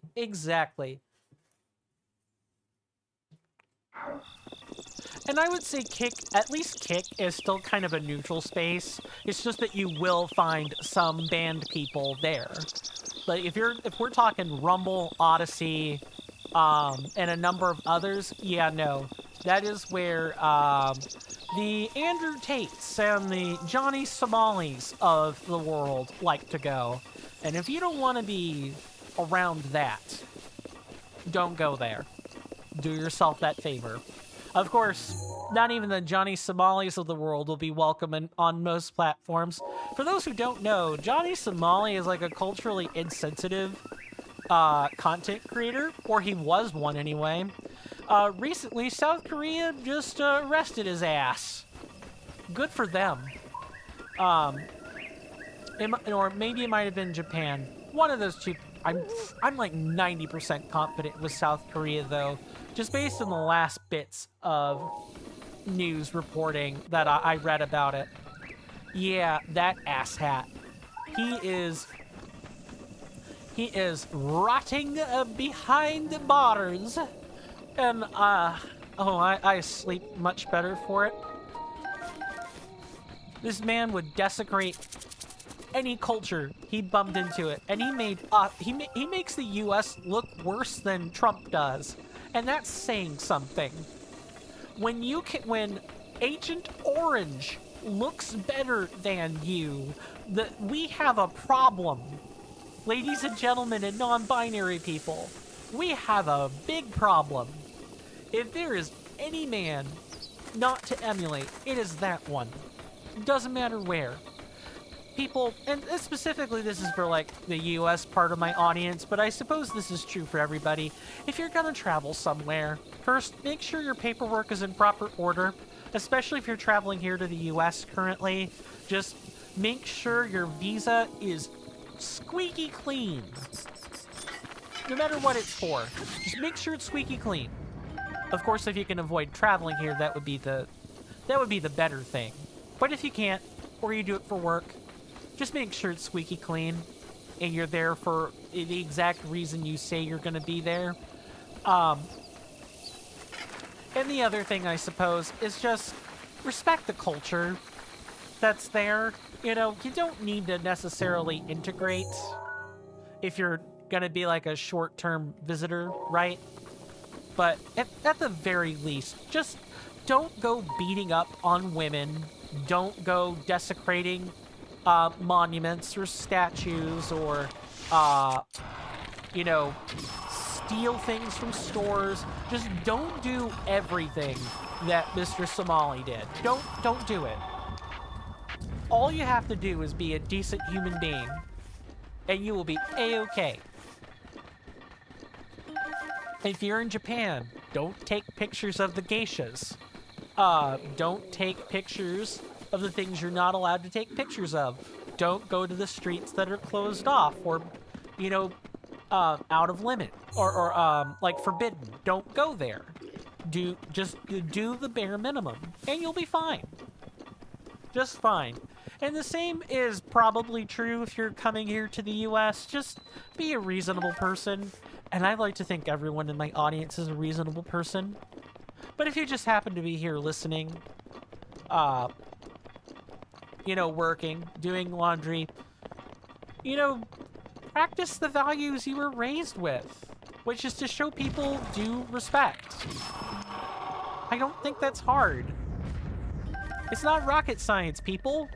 Don't go around, I could go on and on. I'm gonna stop myself there before I, ramble on. Just be a decent human being. Just be decent. Oh, man. You watch someone playing a Breath of the Wild mod on PC. It was cleaner and looked better, but now the game looks worse. I wonder how good it will be on Switch 2. Really? The tower's at the top of the fort? I guess it would be, wouldn't it? Would make a lot of sense. Let's go help out a straggler.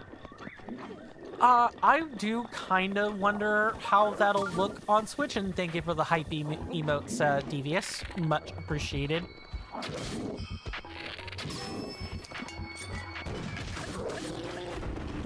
Good night and goodbye, Sir Moblin. It took all that I had to stay alive, just to stay alive against that monster, but you beat it like it was a straw training dummy. Whoever you are, you deserve this more than I do. Yum. Milk. I won't say no to that. Thank you very much. I came out this way to search for the Citadel. Can't believe I made it so close only to have to turn back now. Oh, this guy gives us the, history lesson on the Citadel, everybody. I like this tower.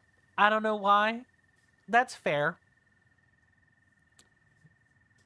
It's probably because of where it's sitting and, like, the type of view it has. This thing is kind of sitting over a cliff. The view is very pretty if you, discount all the guardians you see flying around. Let me finish responding to the Switch 2 statement, and then I'll go from there. I've still not seen the directs. I need to do this. I will do it for tomorrow. No worries. But also, I've been keeping up with some of the Nintendo Switch stuff on the news, and Doug Bowser is not looking like a good guy right now. I believe Doug Bowser is the CEO for the Nintendo of America branch. And he was the guy who did have to basically break the news about the console prices, as well as the game prices. $450, folks, without the tariffs. Now, it's Japan, not China. So, different tariffs. But, tariffs nonetheless. You're going to at least be paying 10% more. So, if it's $450, you now have a $500 console just because of the tariffs. That's $45 even without tax. I did hear about the prices. Imagine if it was $1,000. Yeah, imagine. I imagine going to a store and then politely asking where they're dumping off the used Switch 2s. And then I'll take one out of the box. That's what I can imagine. That's like PC level prices, man. That is so wild. And then the discrepancy for digital games versus physical games. $80 versus $90. This is Ubisoft level nonsense. The tax thing in the US is weird. Here it's just included. Oh, it gets worse. This is for anybody who isn't in the US. Did you know that state sales tax is different per state? Like in Georgia, which is the state that's facing Spain, basically, if you were to look at it on the map. In Georgia here in the US, the sales tax is 7% or 8%. The state next door to the north, the sales tax is like 6%. And in California, that's on the opposite side on the West Coast, the sales tax is like 10% or higher. Wild. Just wild. And the best part, and by that I mean the fucking worst part, excuse my French, is it's not included in the price tag. You have to calculate this shit when you take it to checkout. You got to keep a running tally over all of the things that you buy, and then apply sales tax on top.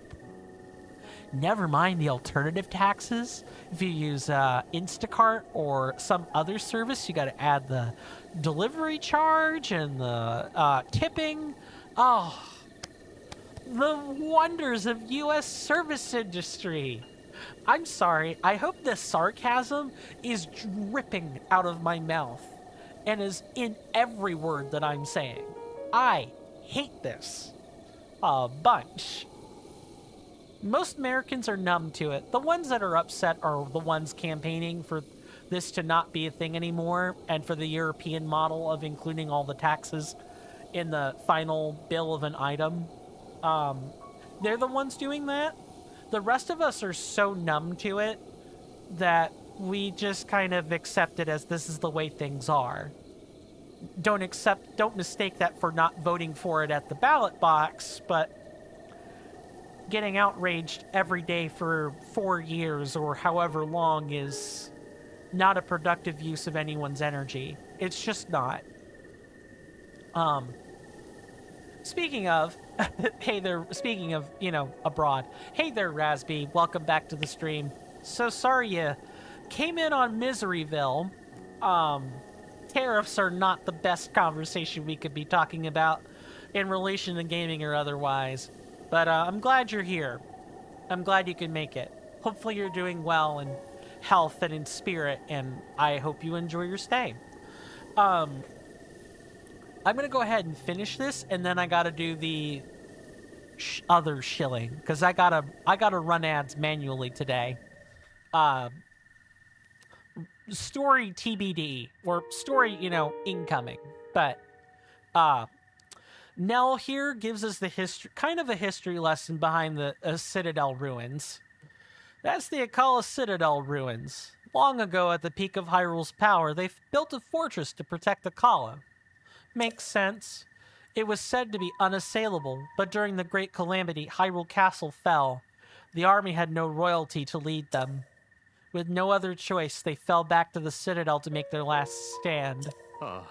Sadly, a concentrated assault from the out-of-control Guardians spelled the end for this fortress too, because they got attacked from within. Makes sense, right? Well, that joke did feel like it compensated me. Yay.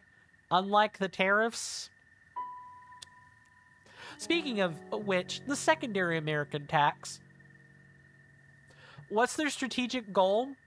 Isolate America? That might be the outcome. Would it scare you if I told you that that might be an outcome, but not necessarily the plan? The plan is probably 2 or 3-fold. 1, make money. Knowing Donald Trump's personal history, that's the president of the United States, for those who are not in the know.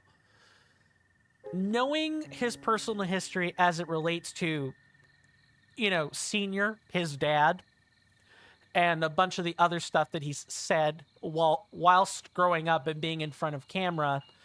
The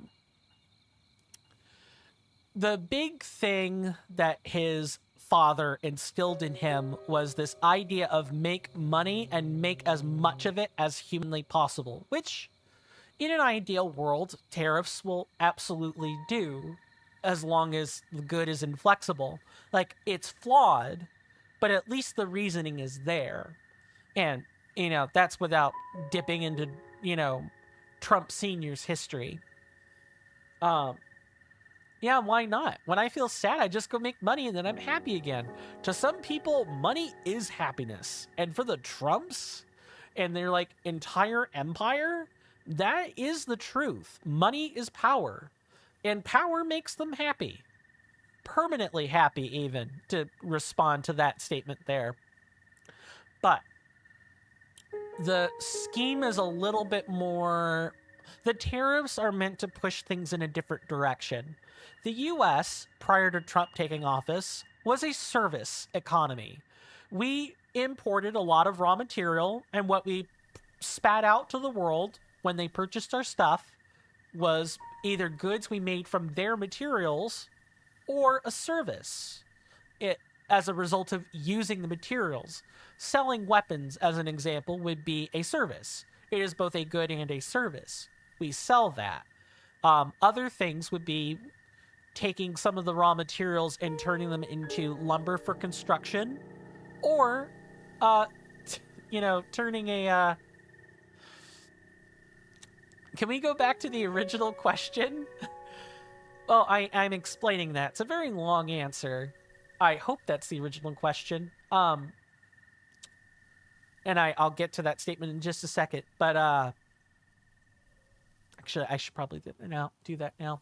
Greetings, Clabus. I'm glad you could be here. Thank you so much for stopping by. Good to see you again. Hopefully, your streams have been going well. You're well in both health and in spirit, and I hope you enjoy your stay. If you guys don't know about Clabus and his content, he plays a lot of Fortnite, but also plays some other stuff as well. Definitely go check out his content. He works really hard on it. Let's go ahead and get that shout out ready.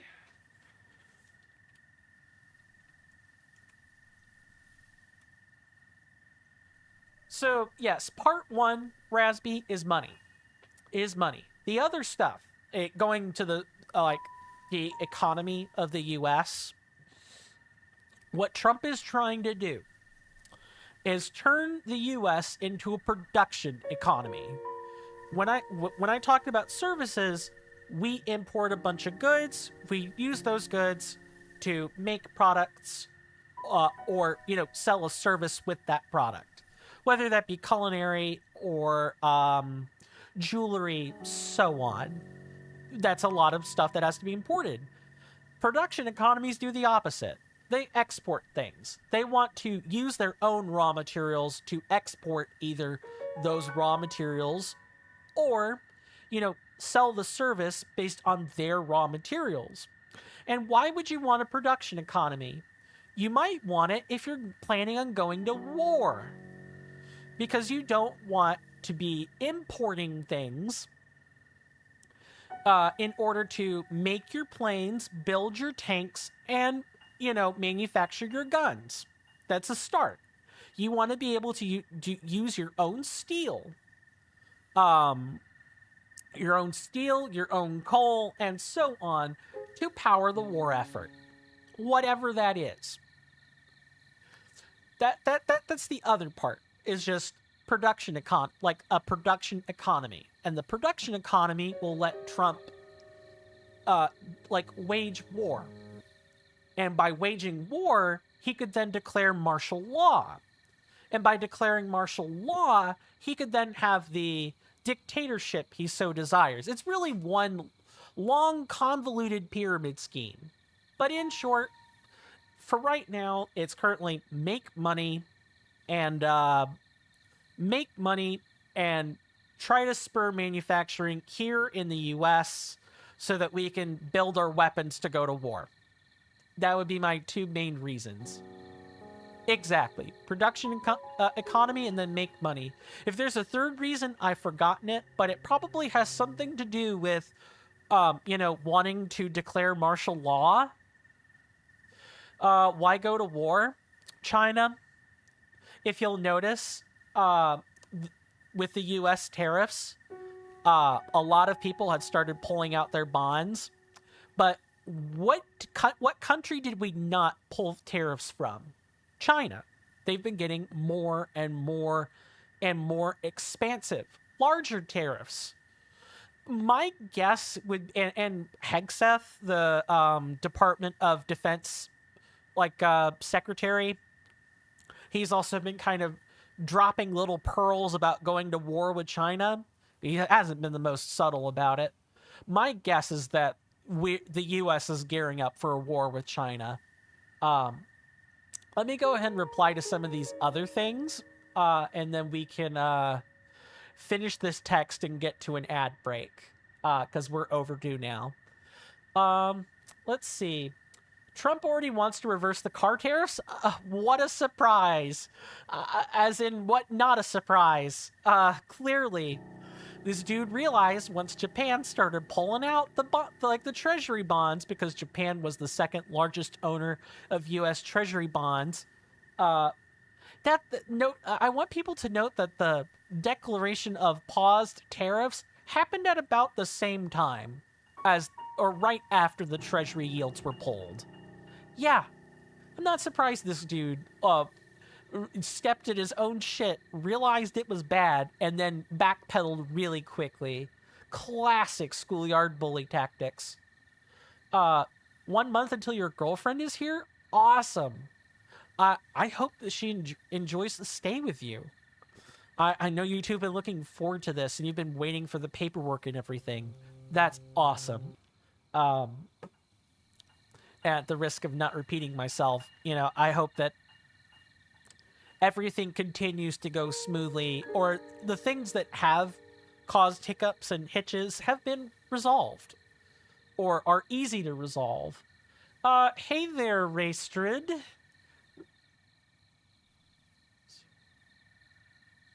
Restrid? If you have a pronunciation guide for the name, I would love to have it, so I don't butcher your name every time I say it. But I am from the U.S., the United States, Southeast Coast. That's about how far I'm gonna state that or declare that for personal security reasons. But yeah, I am a U.S. citizen, more or less, and I have no fear in speaking my own mind about the tyranny that the U.S. is exporting to the rest of the world. I'm definitely in the crowd of people that did not vote for this nonsense. I'm curious, Rasby says, is China like a threat? Depends on who you ask. Trump administration, and I guess this is like the real weird thing, right? Is that Trump claims to have a good relationship with President Xi, like the Chinese president, a dictator in his own making.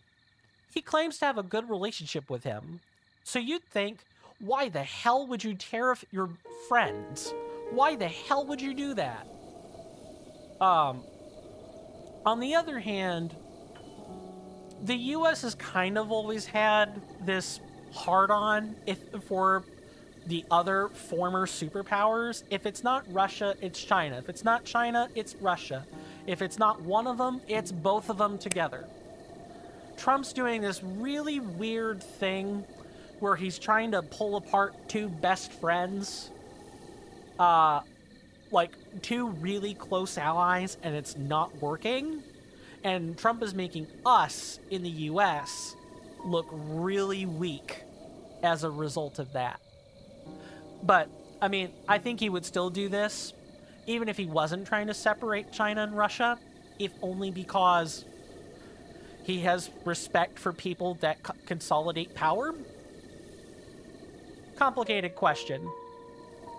As far as other people here in the US, there are always the China hawks, and then there are people who are like, well, China's really just an economic adversary, but there are places where we can speak to them on common ground, like terrorism or health concerns, things like that.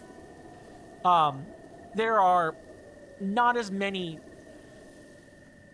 The split isn't quite so distinct for Russia like it is with China, but in large part, I would say right now, the U.S. government is posturing like China is a threat, but there are people in the U.S. government who have Chinese nationals as friends. So it makes this very complicated. Very, very complicated. I hope that answered your question or, like, statement. I'm pretty sure it didn't, or it was too long. Didn't read. Basically, I don't know. Because I can't comment on, I don't really have the capacity to comment on things. I'm only making observations based on what I know about Trump's goals and what he's publicly said, as well as his first administration last time, and what he said and what other people have said. That's more or less what I'm getting at. These are my views. They are not reflective, and I certainly hope it's heard that way. They are not reflective of the U.S. government position. Here's to hoping I don't end up in an El Salvador prison later. Okay, we're going to finish this text, and then we're going to take a break, and then I'm going to reiterate my...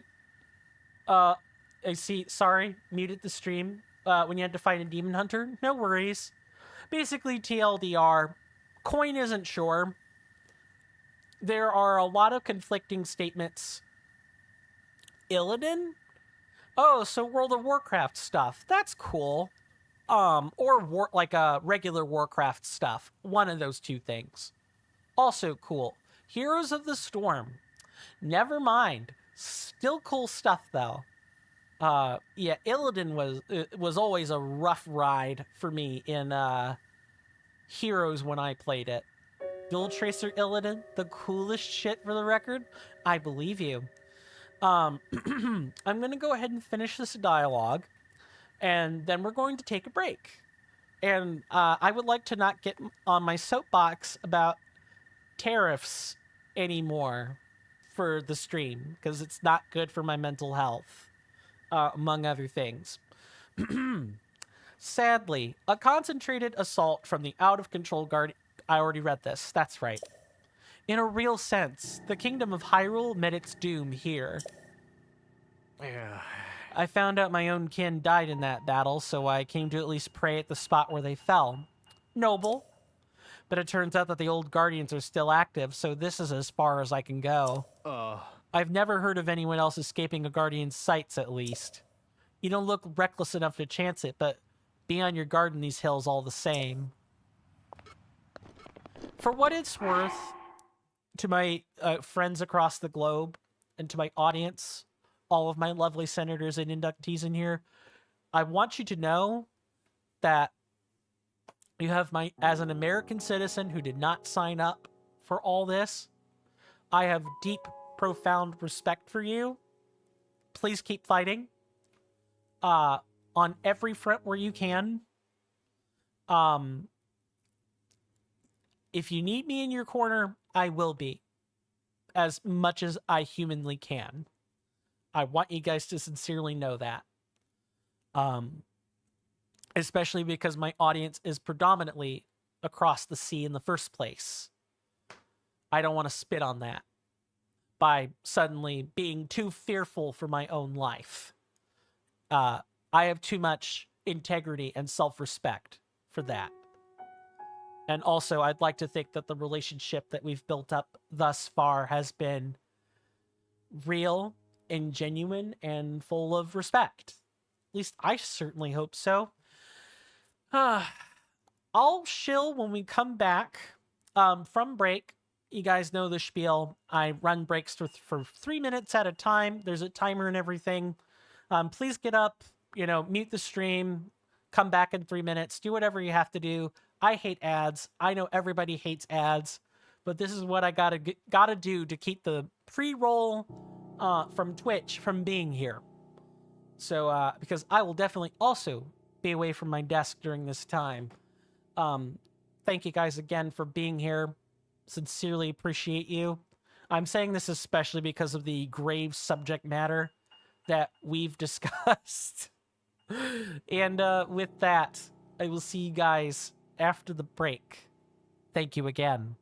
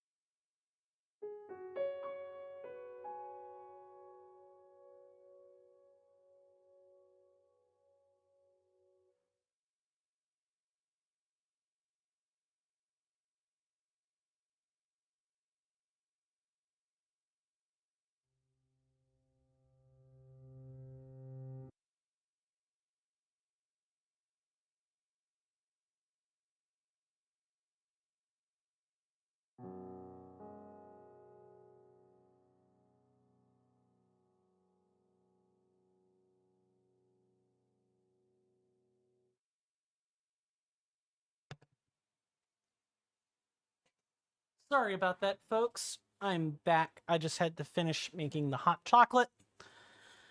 That hopefully didn't take me too incredibly long. Let me just go ahead and minimize this. Welcome back, Rasir Tread. Rasir Tread, you'll have to tell me if how you pronounce your name, or if you want me to call you something else. I typically use full names, like full usernames, unless they're like really, really hard to grasp. Just let me know what preference you have, if anything, and I'll be more than happy to adapt. Might take me some time, but I will adapt. In the process of making my hot chocolate coming in hot, tell me about it.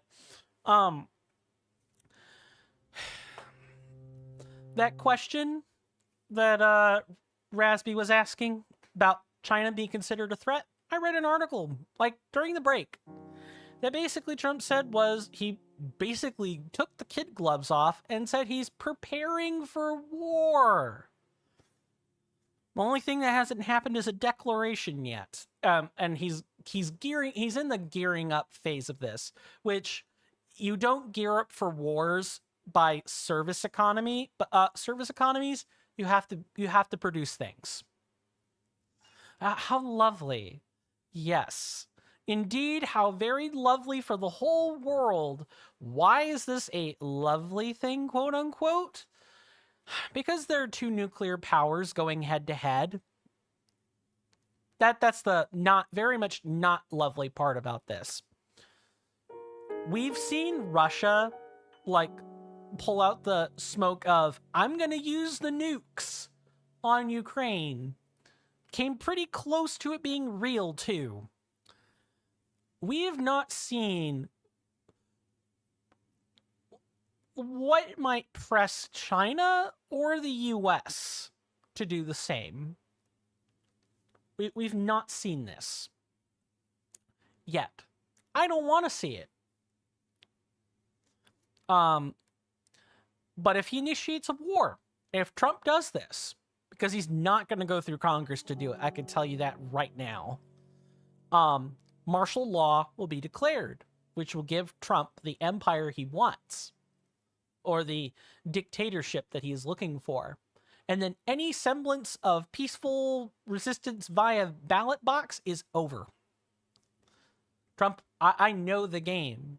Trump's going to use this to cement a governorship by succession, the typical arrangement for dictatorships, whether that be by progeny or, people he's picked.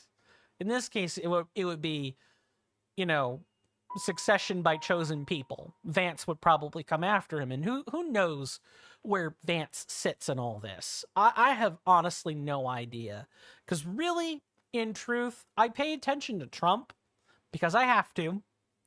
But the other big idiot that I'm paying attention to for my own health is Robert F. Kennedy Jr.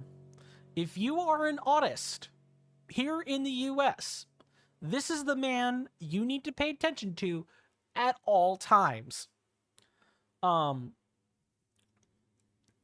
Because he's talked about the wellness farms.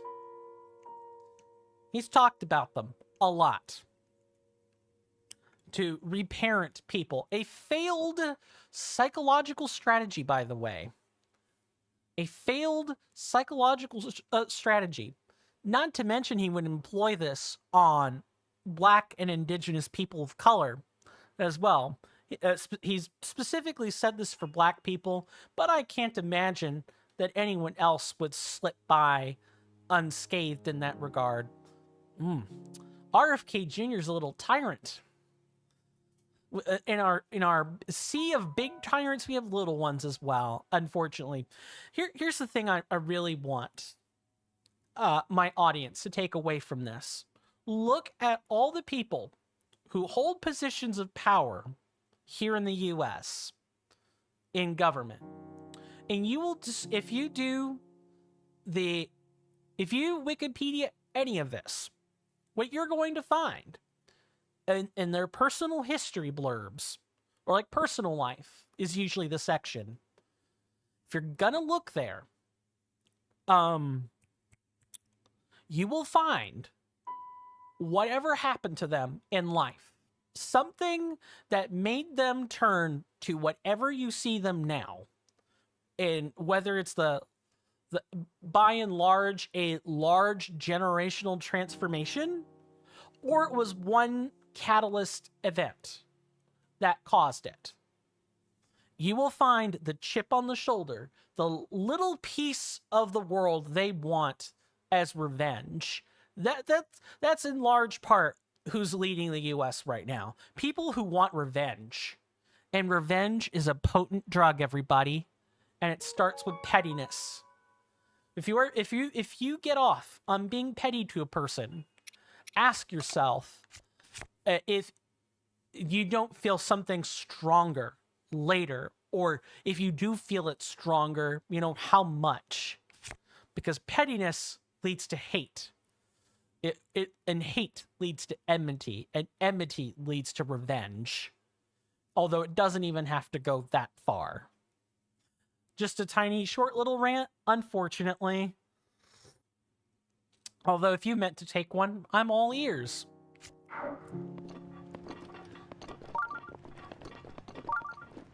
Coin is very bad about getting on soapboxes and not playing the game when it comes to political issues. But I think given how important all the politics are, I think I can be forgiven a bit for talking about all this. It's too important. And I don't want to say something slipshod. I want to get it right. I don't want to pull a Gretchen Whitmer. I don't want what I say to be used as support for a tyrant.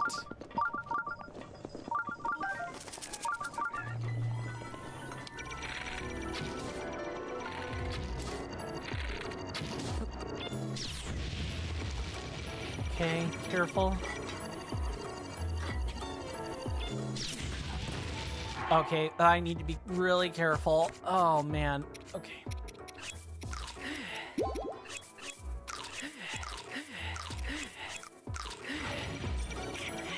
Now you let me lock on.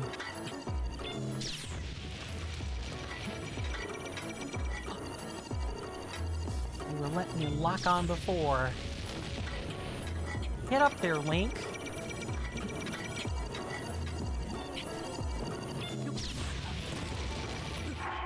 It's fine to rant. I think my comment was a bit mean. I mean, you're saying what you think, right? If you're saying, this rant should actually be shorter, that's totally fine. Okay, we have to defeat this via some other mechanism. This isn't really gonna work.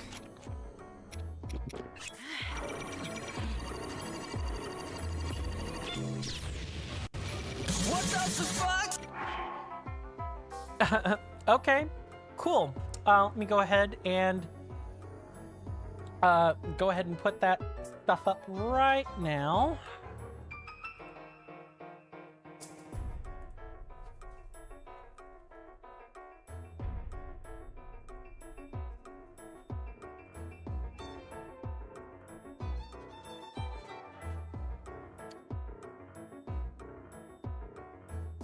Okay, I'm gonna unpause this and then start the timer.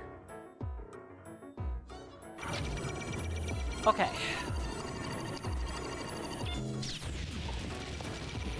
Let's see what we can do to get things cooking.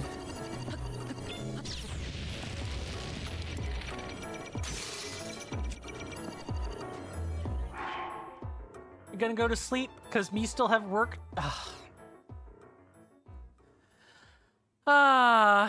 Nice gotcha.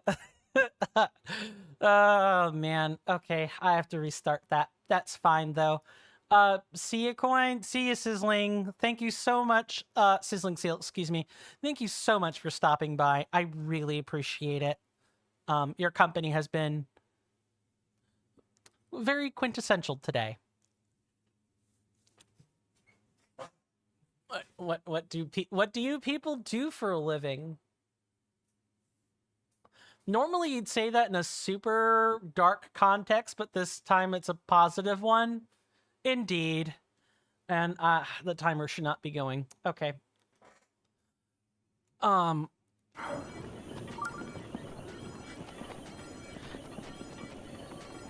in this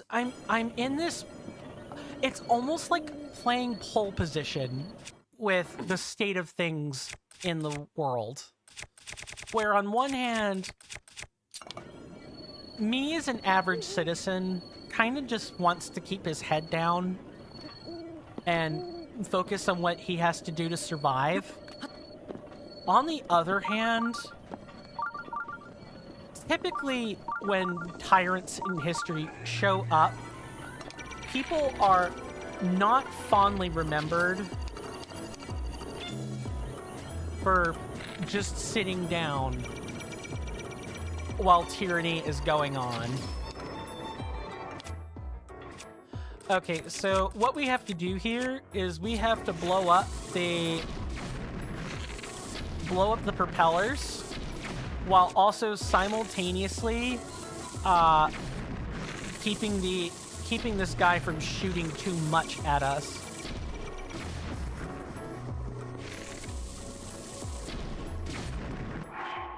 Oh, you just run a business where you install windows and doors? Oh, that's actually really cool. I think of like, what is it? I think it's like Ray's Glassworks. In like my two-state area. Yeah, they install glass door or glass windows and everything. Okay, let's not do it this way.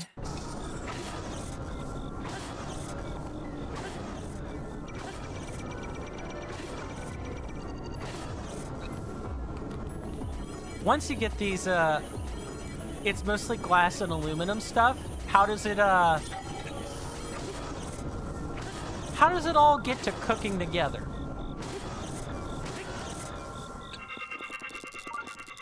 I'm keeping my eyes peeled. You're not gonna catch Coin saying, the stuff on the indicator. He's getting better at, how Point Crow does things. And that's saying something. Point Crow has things kind of down to a science when it comes to what things not to say. And he does it with such panache that you wouldn't think he has any difficulty with avoiding certain words. And if there's any man that I recommend people go check out on YouTube, it is Point Crow. Point Crow has done this in lots of videos.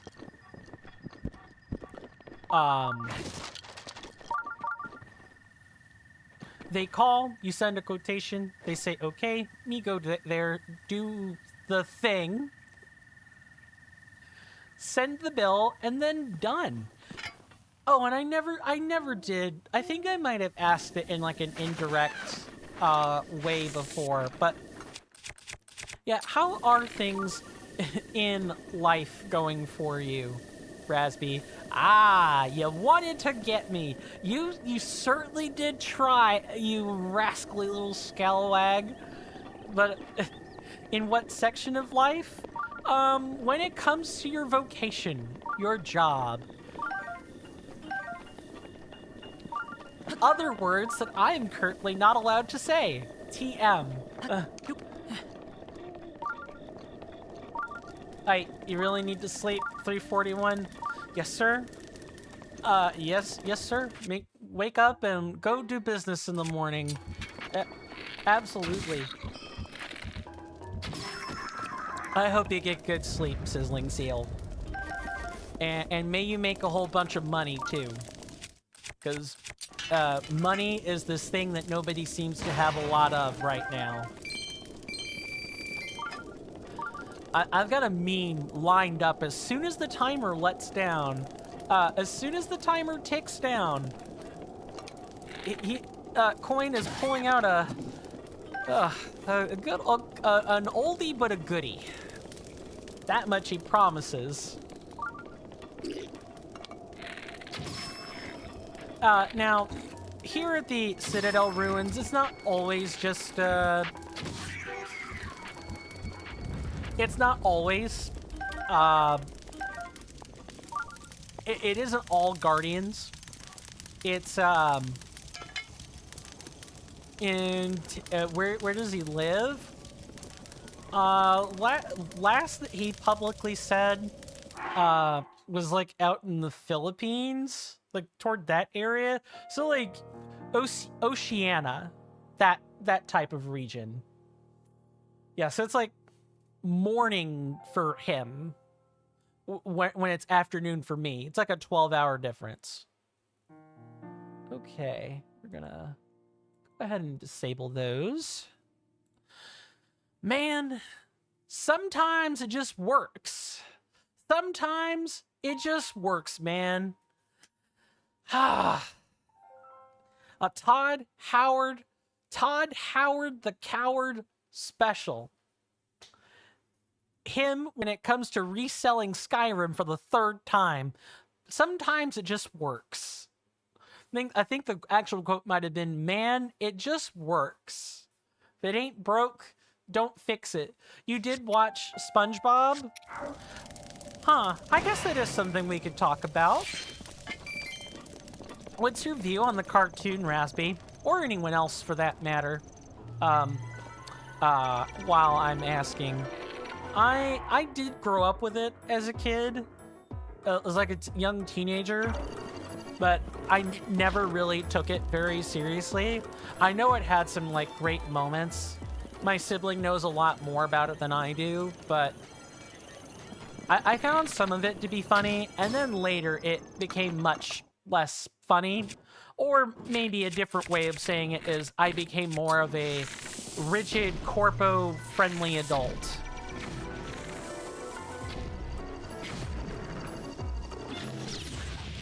Really? No, don't. Link, get up. Link, get up. Link, get up. Right now. Ha! Huh.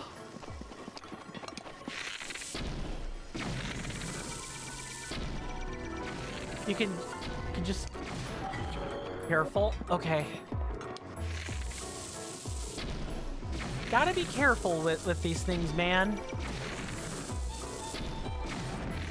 There we go. Got him. How about that one, you silly guardian? Let me make sure we didn't miss something in chat.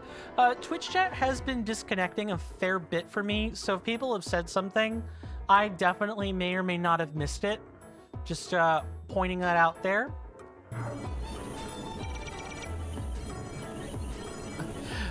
There's no way this guardian just sits around and waits.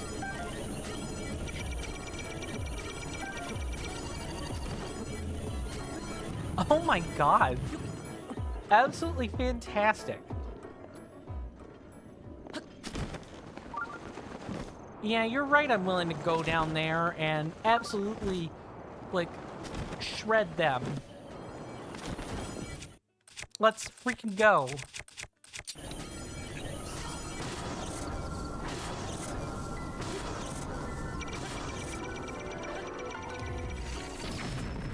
Okay, that was much less smart, though. Definitely much less smart.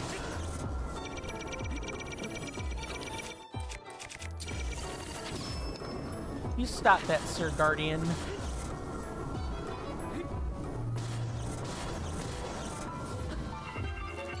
Okay. Neat.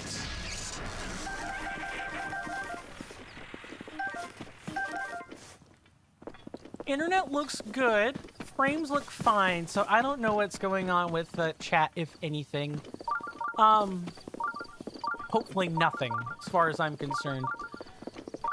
My thoughts about SpongeBob were, I definitely liked Plankton more than I liked Mr. Krabs. Although, my bad, no worries. I wanted to make sure that since Twitch refreshed, it was a Twitch thing and not a, oh, Coin didn't pay attention to something again. You like the cartoon? What about it did you particularly like? If and you don't mind my asking. If you don't remember, that's also perfectly fine. You plan to rewatch all your childhood cartoons? That is something I've considered doing. Gravity Falls was the best shit ever? Well, then you and my sibling have got to talk about it then. My sibling is a huge Gravity Falls enjoyer. They've watched the whole series and everything. I've also been beseeched to watch Gravity Falls a lot for either character reasons or something else. It's not super long. It's like 2 seasons. I suppose if there's ever a cartoon I could try watching, it'd definitely be that one. Maybe I'll have it in the background while I, you know, edit a video or record some footage or something. I'll figure out in what space I could, you know, watch a sampling of it. It's an adult show disguised as a kid show. I feel that's a lot of modern day cartoons, though. It's like, how do we get the adults to watch the same things the kids are watching? I know. We'll disguise some mature themes in there. Another cartoon that I knew of, growing up, like once I was getting ready to be, I say growing up, when I was getting close to being an adult, I would guess around 15, 16, that's when Adventure Time shows up. And for those who don't know, if there's any, like, cartoon show that has layers to it, where you don't think much of it the first time, and then if you rewatch, it's Adventure Time, excuse me. There's like a whole iceberg on stuff. The layers and layers of adult themes in Adventure Time is mind-boggling. Maybe the adults making them need some entertainment? Valid. Ooh man, you see memes about its ending, and I really want to see it more. Are we talking about Adventure Time, or are we talking about Gravity Falls? Sounds like we're referring to Adventure Time here. Only saw the first stuff. Yeah, this definitely makes me think Adventure Time then. Gonna do some tracering. Gonna be less responsive. No problem. Hope the tracering goes well. Had one terrible match trying an E-build. When you get more freedom, I would love an explanation for that. The E-build. And in the meantime, we're gonna make it up the Citadel ruins. And hopefully not wait. We're probably gonna waste all our bomb arrows, everybody. Let's just be honest. Speaking of, it's like, let me get this. Yeah, okay. I'm in the right spot now. Yeah, we're definitely gonna be like wasting a whole bunch of bomb arrows, because that's like the way you take down the flying guardians. You can't just you can't shield parry them until they're on the ground. And in a lot of cases, it's simply better to avoid the aerial guardians altogether rather than fight them. They're kind of a giant waste of time.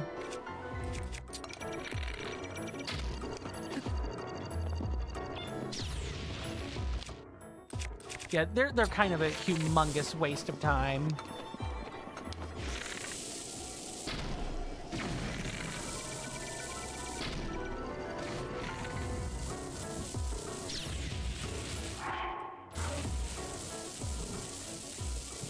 I need to, like, get it spinning somewhere. Dang it! Oh, and yeah, okay. Great. Fantastic.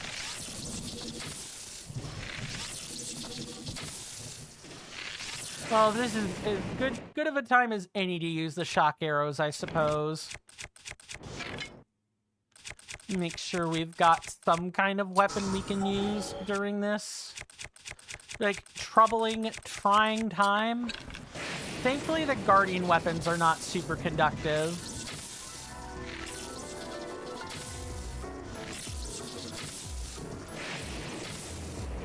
And it does take a bunch of shots to get them to stop.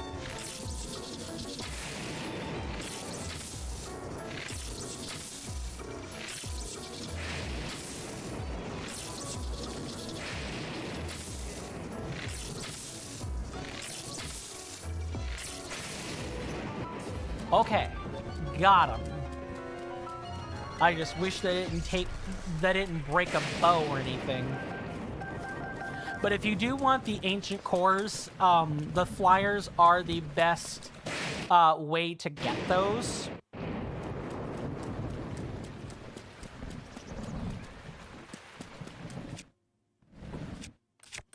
Gotta be careful. Not too much other choice.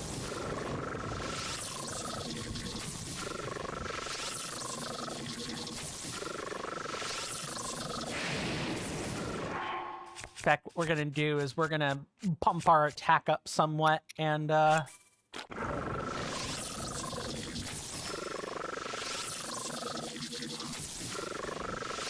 help this go much faster.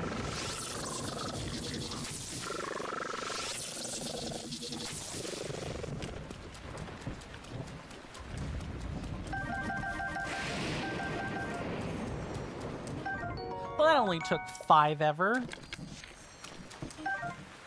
And now we have another wooden bow we can use. Good. Might as well take these wooden weapons while there's lightning going on. We can chuck them later.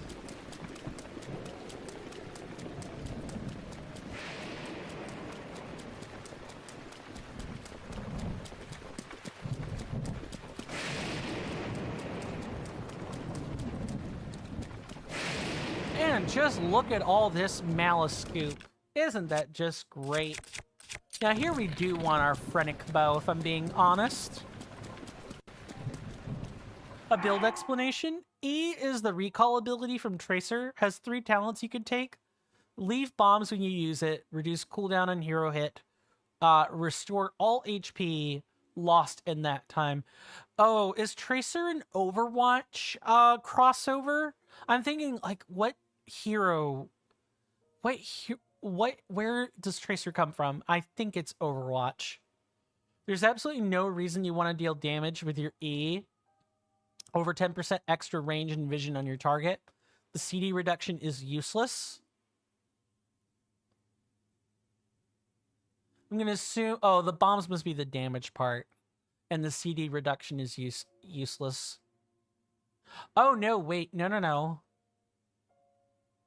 Interesting. Oh, it's recall. Why am I... Okay, yep. The cogs are turning in Coin's head. I think I have a decent idea of what's being talked about now. I just didn't exactly know... I don't know my Overwatch very well, so it took me a long time to get the reference right. What can I say? I noped out of Blizzard products a long time ago, for the most part.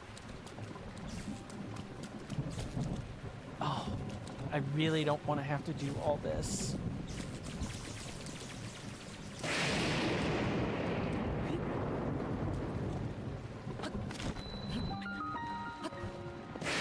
Okay, and I know there are, like, some malice eyeballs in some other spots. It's not just the one, there are some others.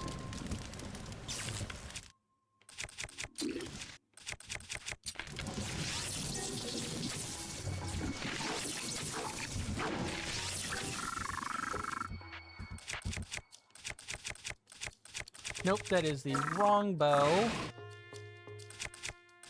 But I can't use anything else.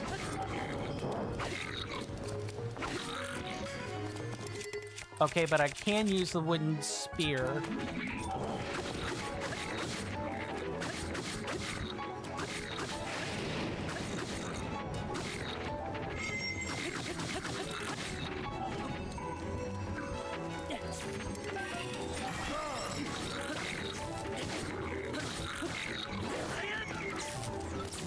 Hot.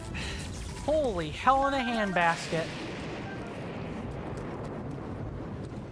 Okay, where are the other Malice eyeballs? I think there's like one in here somewhere. But the Akkala Citadel ruins are kind of generally meant to be this obnoxious. The whole point is that you're not only do you have to sneak around the Guardians, Malice has also ensured that Moblins and Bokoblins take over the area, so you do have to spend a good chunk of your time killing things. If the Guardians mobbing you weren't bad enough.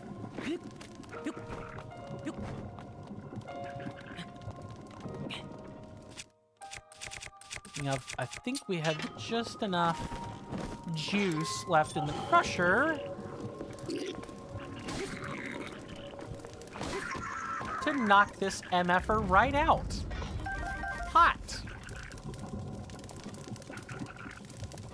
Okay, but I hear some other eyeballs, and I'm wanting to kind of like get a grip on them.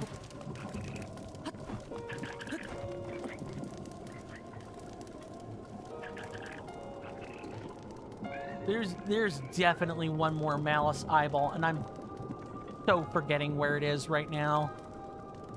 I remember doing this. That's why I'm so cocksure of myself.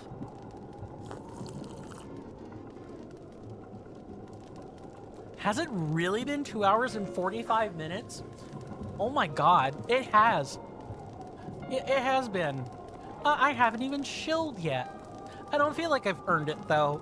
Not this last hour. I'll chill toward the end. I'll kind of leave that as the concluding remark and everything. This is not what I wanted to have happen. Oof. And its shorter cousin, UF. OF. That's a new acronym for OnlyFans, everybody. UF. See, what do I do in the nightly hours? I off. Sorry, that segment was absolutely it's hot trash. Which I guess is sorta kinda the point, but at the same time, the level 20 restore HP is freaking amazing. Okay, yeah, so it gives you sustain, right? I know that's like a huge thing. Is Tracer a ranged carry? Or whatever passes for like a ranged carry?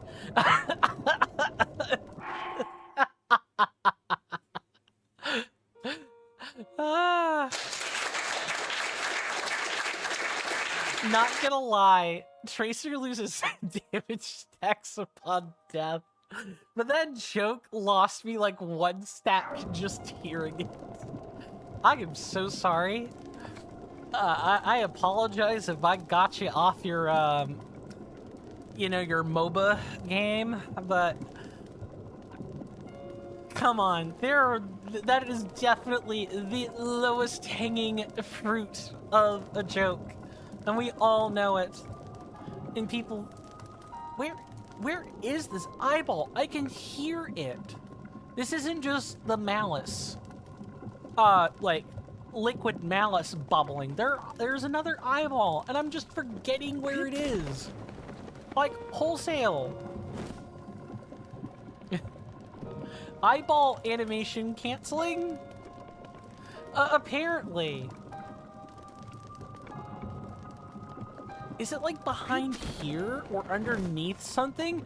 If there's one thing that Nintendo and specifically Legend of Zelda devs have gotten very good at without trunging into Malice, it's the fact that they can hide eyeballs in some pretty routinely obscure spots. They are very good at, I spy with my little eye a big fat round eyeball that I need to shoot with an arrow. They're very good at that. I think it is just the Malice noise. I'm completely delusional. I'm hallucinating right now. Because you focused on it all of a sudden and canceled your previous animation? Apparently. Anyway, yes. Long story short, Coin is very capable of making lowbrow jokes. He just doesn't do it super often.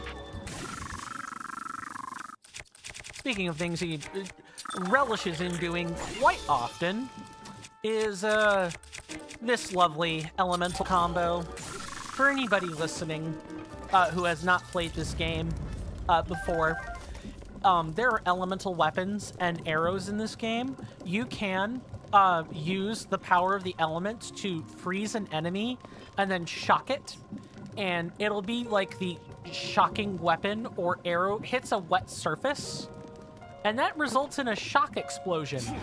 And shock damage in this game disarms both you and the enemy. It's a very potent combo. It's like a huge crowd control weapon.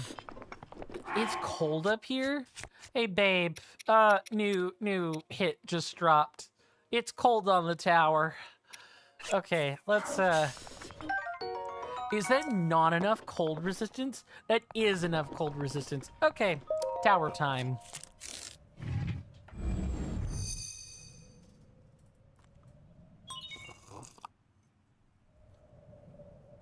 And he thinks that Tracer's either an assassin archetype or like a ranged carry archetype. And I'm not hero-brained, Heroes of the Storm brained, so I'm always being drilled on the constant correct terms for this. I know in Smite it's like is ranged trash. I'm seeing that correctly? It's trash, you say. Ranged trash. So your opinion of Tracer is not, very high, I take it? There's not a whole lot of respect for the Tracers out there? Or they're like objective garbage? Is that what I should be grasping at here? Okay. Now to reiterate the game plan, which I went over in the beginning, but I'm more than happy to do so again. I take it back. There are now 5 things we need to do, and the very first of which is go to the Great Fairy Fountain. That's right over here. She does little damage, is squishy, and is super hard to play, but that's why you love Tracer. I like the cut of your jib. You took probably the default opinion and turned it from a negative thing about Tracer to a positive thing about Tracer that you really like. That is awesome. Do you get trolled or people being toxic toward you when you play Tracer? Out of curiosity?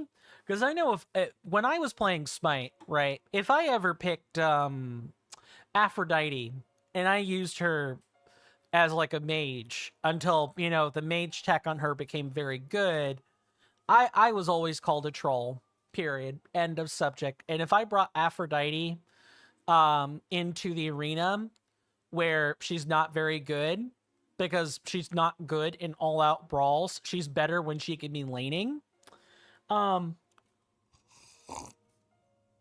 She has tools, but she's not very good when she's not laning. I would get called a troll all the time. I started meaning Chang'e for about the same reason, just to have someone I could bring into the arena scene in Smite when I played it, of course, so that I wouldn't be called a troll, because Smite has a toxic community, and I will not hear otherwise. It's full of good people, but there are definitely plenty of toxic little trolls, or people that just assume, oh, you didn't pick the optimal build? Ending, farming, gonna file a ticket, gonna report you and ban you, gonna get out of here. Just, got called out twice? Yikes. So you know what the toxic community feels like then. Awful. She is capable of insane things. I imagine her skill cap is quite high because of the fact that she's based on the Overwatch character of the same name, I'm sure, is very, very mobile and can go back and forth all the time. 3 instant dashes, and if you understand the spacing, you are literally unkillable. That sounds about right. Insane sustain because of the super underrated talent that lets you gain globes to reduce the fountain. Feels like playing Spy from TF2. And I remember you talking about Spy a great deal in chat a long time ago. I don't remember the exact things you said about the Spy, but I do know you waxed poetic about it very much. You did? Holy shit, yep. We all memory hole things. It happens, especially when you get older. Spy's the best shit ever? I don't doubt it. I tried playing Spy. Wasn't very good. Moved to Sniper. Was worse. Stopped playing TF2 afterwards. You just use the art of Sun Tzu to cut off enemies and then ultra focus the healer or some DPS. Good protocol. Yeah, I would often have to adapt to enemies focusing me as Aphrodite all the time. Like if I went the traditional like support mage build with her, yeah, instant focus central, like constant CDR and CCR I think is the other one. Crowd control reduction. I would have to, focus that stuff all the time. What am I doing? I'm going nowhere and everywhere all at the same time. Let's use some... Let's delete this stamp. Let's put a pin here. Okay. So, let's put a pin here. Let's put a pin here. Where else do we put one? Maybe... There's the thing here. There's the... This will probably be where Kilton is. And... This is the Spring of Power. Those 5 things, in order.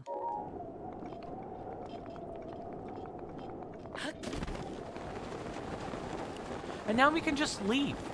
Isn't that fantastic, my senators and inductees? We don't have to stay here. We can just leave.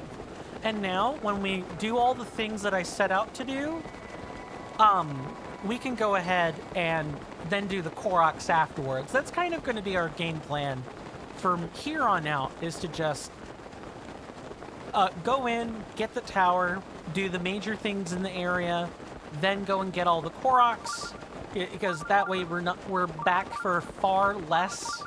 We have to do a lot less backtracking once we've gotten the Koroks and stuff. We can just focus on the things we gotta focus on. That's all.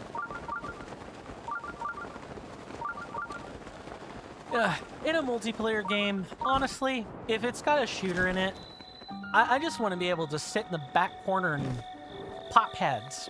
That's what I want to do. And then, if people find me out, then I've got a very unpredictably movie play style to kind of like get around the fact that people have found where I'm hiding.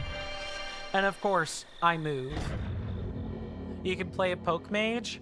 That is also routinely what I do in MOBAs when I play them. The longer the range, the better. Sergeant Hammer would be great for you. I'm trying to think.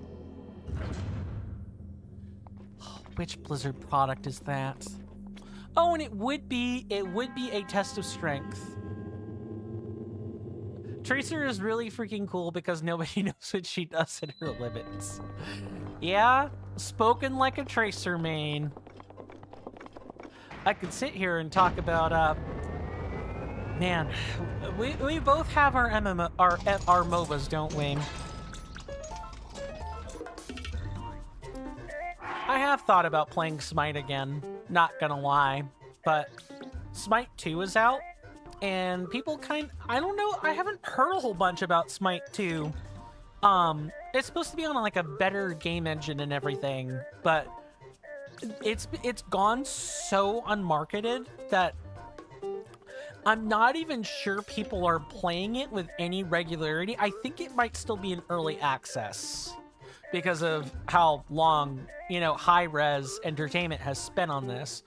High Res is the same company known for the game Paladins, by the way, if people need to know other things they've done. Paladins is like the big one. I believe that might have also... It was either tower defense or some kind of strategy MOBA. I forget exactly. I could probably Google it. But I want to get us out of creepy techno music land first.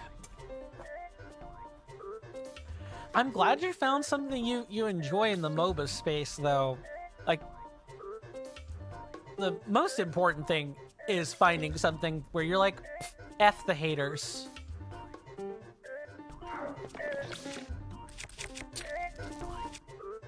You can probably switch it back over to a metallic bow right now.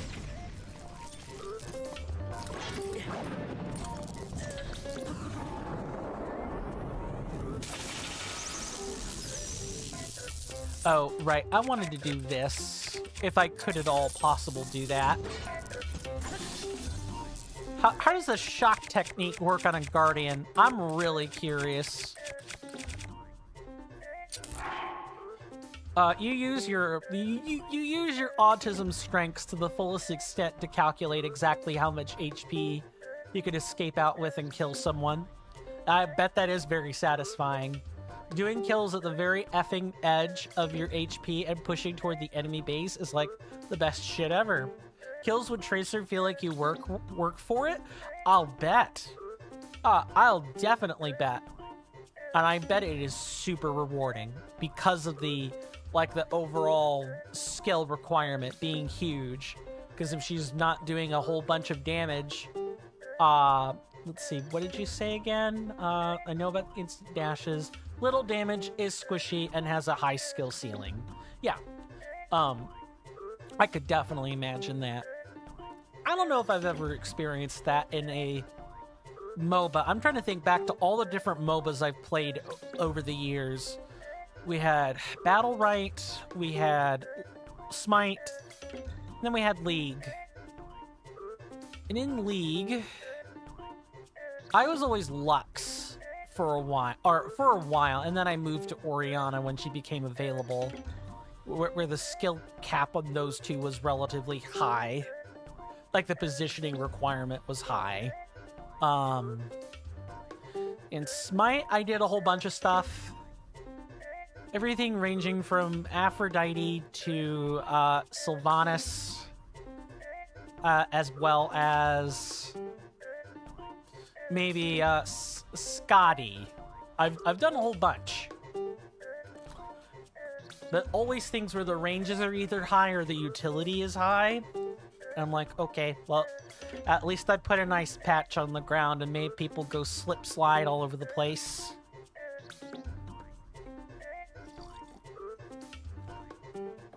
At level 7, there's 3 talents you can get. Reload twice as fast for more damage. 1 full mag on an enemy makes the last bullet deal damage equal to 35% of the magazine. Or you get a quick time event, and if you hit it, it makes the whole mag deal extra damage equal to 40%.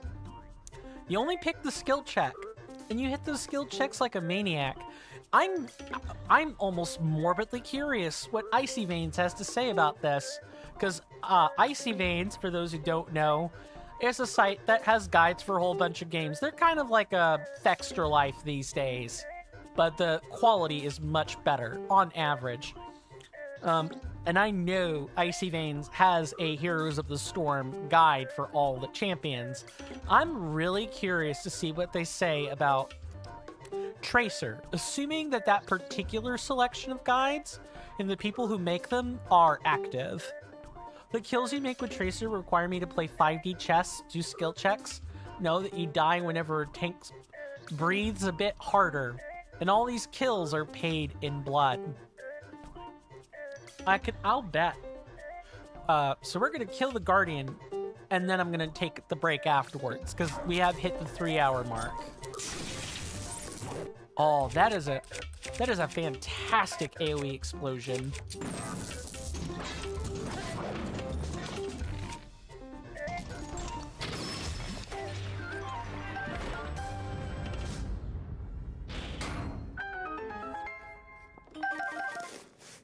And we're on our way to our first subtask. So I think we're making decent progress. It took us about 2 hours to get through the rest of Death Mountain and about another hour to get through the tower, which is honestly a bit slow to get to the tower, but it's not terrible.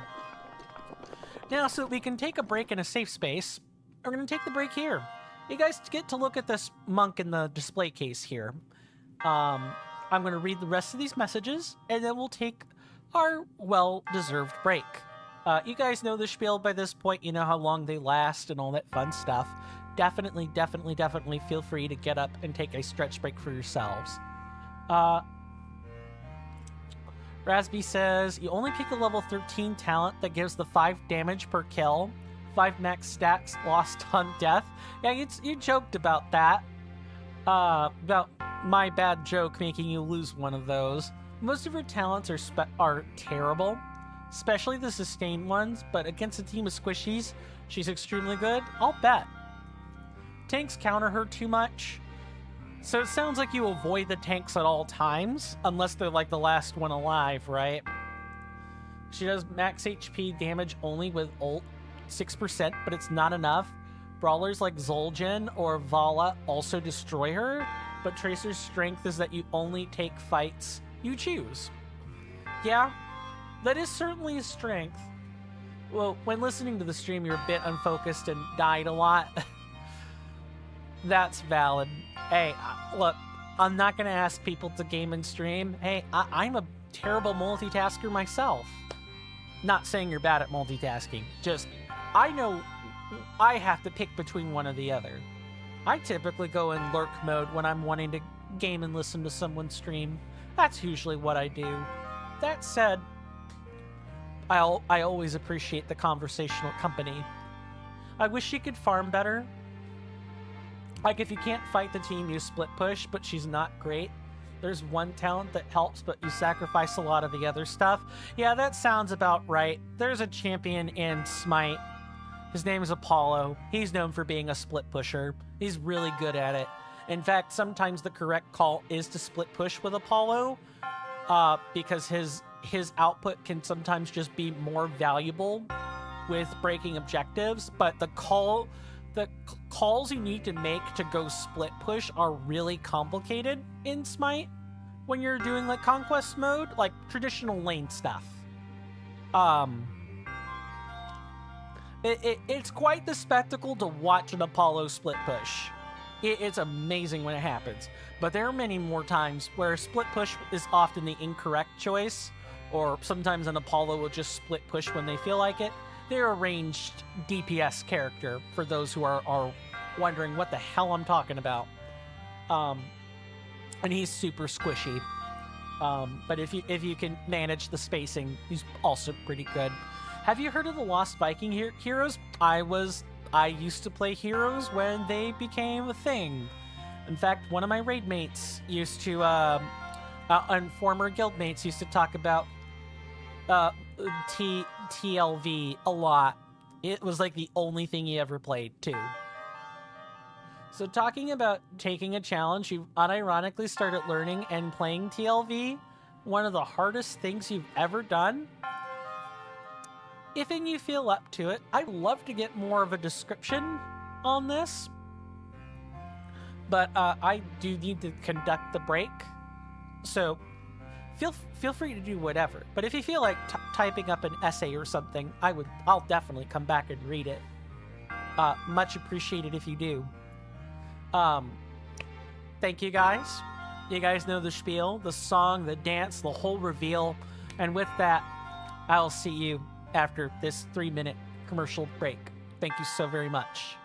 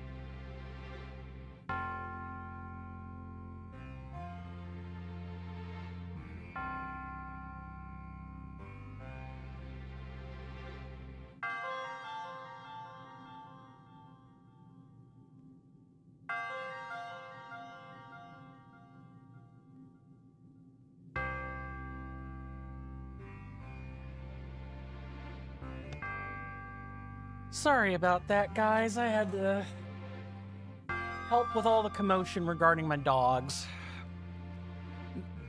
The folks were getting ready to leave the house, and they got all spazzy, and I had to go help manage that. All right, let's get the heck out of this shrine and start heading toward the fairy fountain, so we can get that third tier of armor unlocked.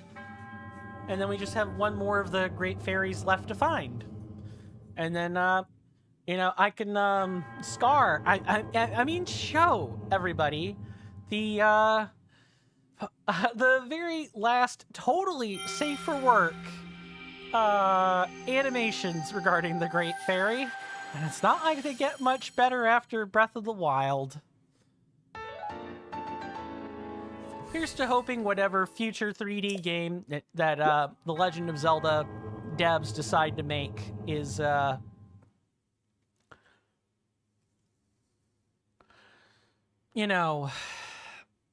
little bit less,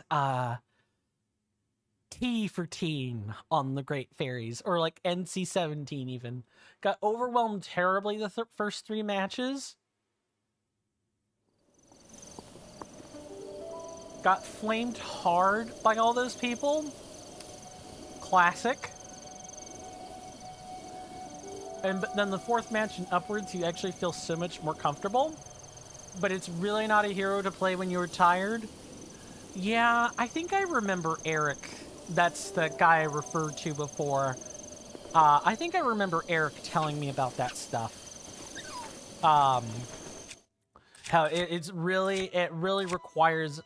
You really have to be in a specific headspace for VLT. It's an RTS inside of a MOBA. I don't really remember how it works. I know that there's like various abilities between all 3. I don't think you swap. But I don't really play heroes, so someone else would be definitely more qualified to tell me if I am right or not. Probably not. I very rarely get flamed or see people flamed. TBH, good. Game's pretty played at least. Really is when the mistakes start happening. Mistakes start happening, the competitive aspect of the gamer, leaks out, just oozes from every orifice, and then the trolls show up. VLT is that you play 3 full squishy heroes at once. It's classified as a support. His role is to soak XP on different lanes. Okay, that is checking out. Can you, like, split them up into different lanes? Also on the Dragon Knight map or the robot, you can use one of your Vikings to capture that. That definitely does scream RTS, if ever we thought any differently. Which I guess is neat, and it's a nice throwback to, the Lost Vikings for real. So that's OP is F, because you can have like 2 Vikings and then 1 objective character, whilst you normally lose an entire hero. Yeah, that is busted. Yeah, I remember all the outrage about, TLV, just because they could go do that. You could also capture tributes or shrines with different Vikings. Yeah, that seems kind of cracked, not gonna lie. Speaking of cracking, why don't we crack open this pod and reveal the great fairy inside, eh?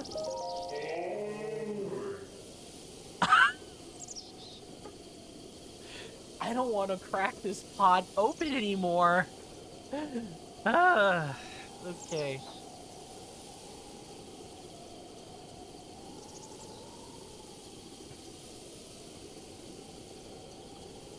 It's not super overpowered. The Vikings alone without their ult is not that strong, and you need all 3 to do the team fight ult. Makes sense. So every single Viking is individually controllable, Or when you press 4, it's all 3 at once. Yeah, I now that is starting to come back to me. I do remember that. That makes sense. Yeah, that's definitely a different headspace. Unlike Meatbo from Dota 2, they don't all die when one dies. They each give 25% per death. So if you lose all of them, you only give 75 XP of a regular death.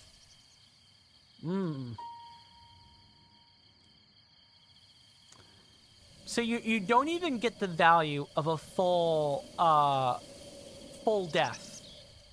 Individual respawn timers, individual recalls. When you drink from the fountain, the other 2 Vikings receive the effect. Yeah, that sounds hella cracked. But I bet there are a lot of trade-offs for doing just that. Yeah, I remember Eric talking about this in great detail. Now that I'm thinking back on it, he would always just be. He was always the type. He was always fastidious in the first place, but he was very much capable of multitasking.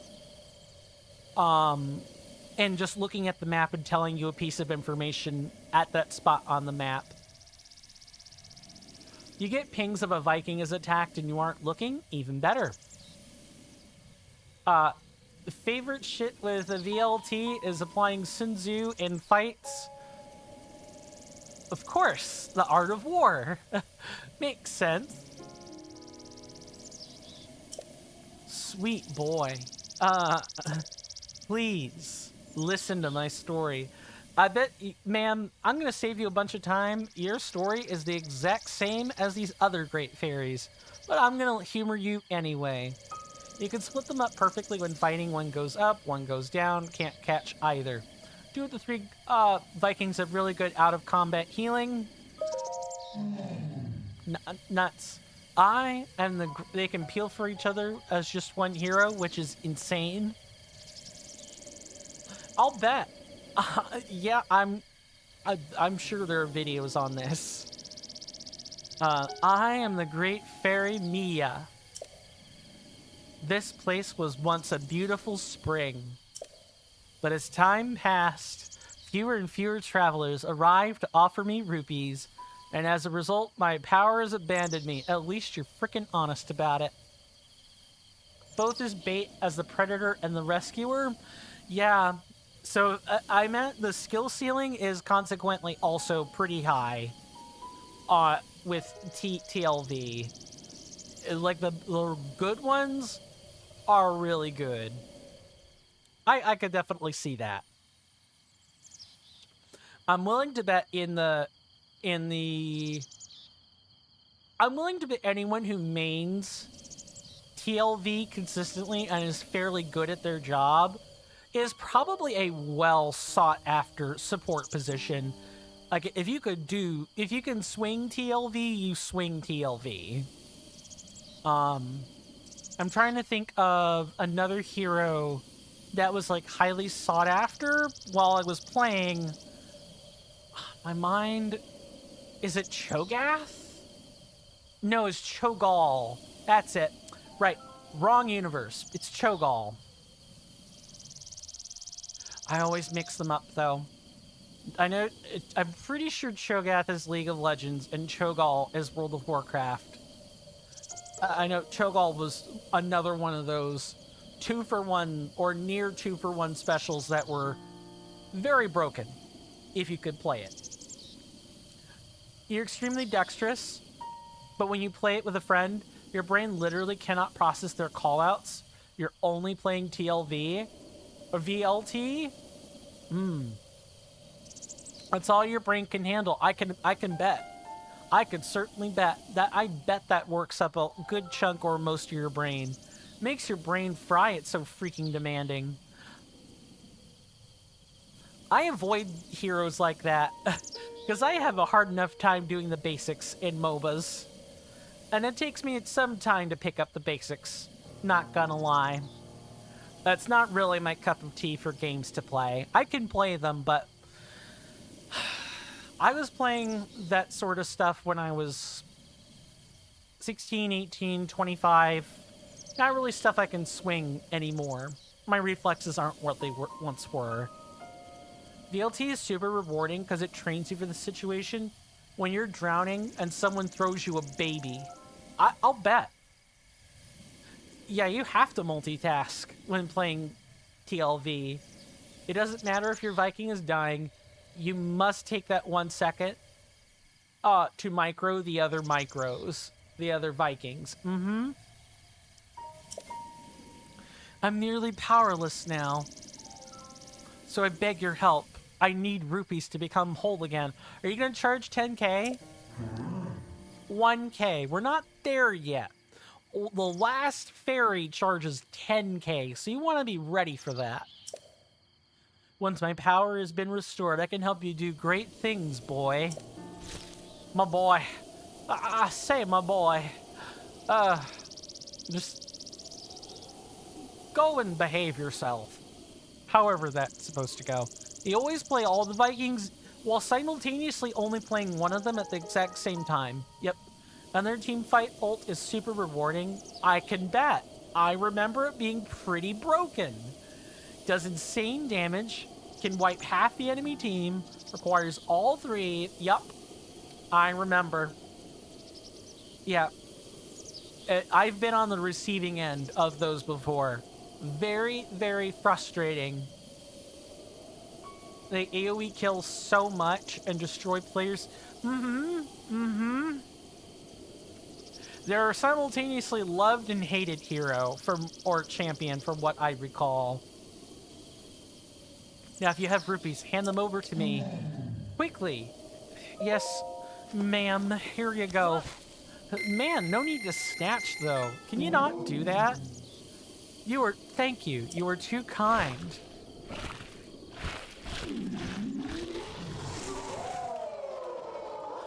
Be ready. Be ready. The visual fairy is coming.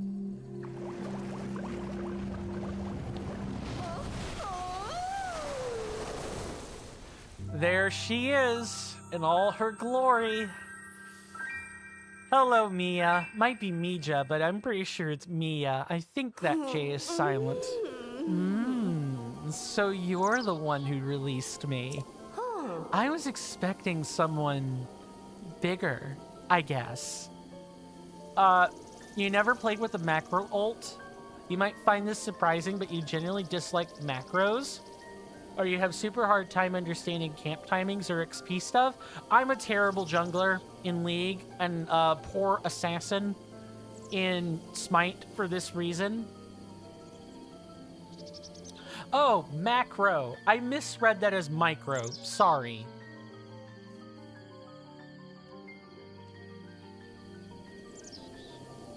Yeah, micro guy. Yeah, I too have difficulty with camp timings or XP related rotation things.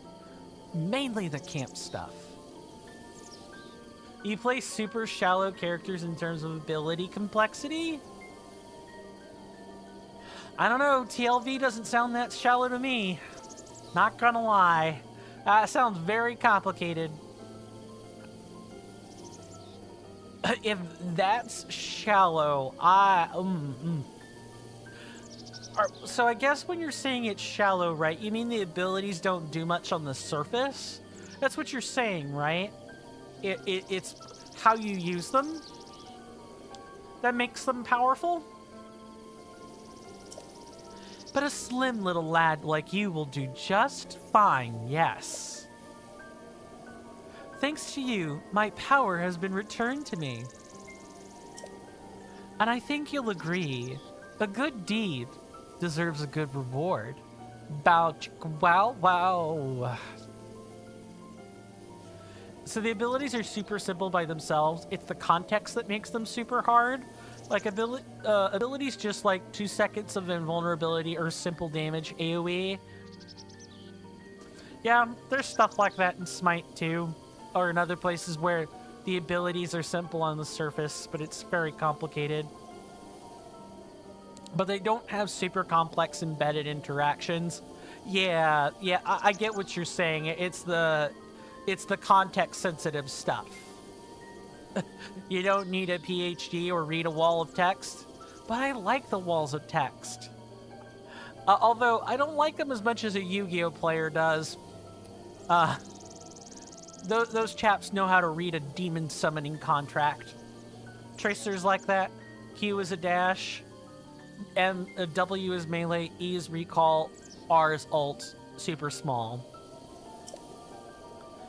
I can enhance your clothing, but I require the necessary materials to do it. With the power available to me, I can greatly enhance your clothing. And we're going to... We've got enough to upgrade this, so let's upgrade this first. I'm gonna add actively plays Yu-Gi-Oh! Whenever I'll be looking for a lawyer. I mean... Hold on, let me find the correct card. There's a specific one, I'm gonna type it in chat. And it's Googleable.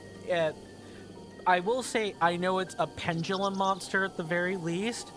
It's got like a Euclidean level amount of text. Like geometric proof levels of text.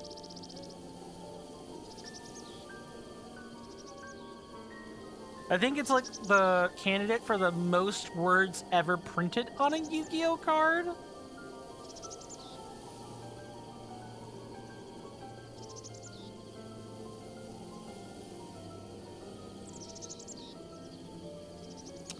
Yep, I found it. Okay. Like, really not into walls of text or RPG stuff? I love embedded interactions. I'm definitely much a synergy person.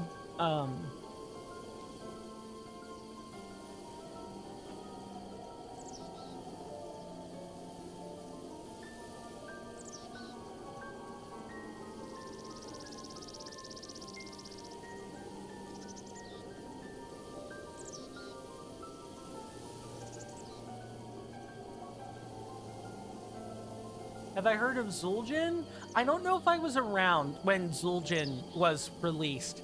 If he is, I think I might have. If not, that's such a non-committal answer. Let me just Google Zul'jin. And that should give me some information. How much League have I played? I played when quintessences were still a thing. I stopped playing when quintessences no longer became a thing.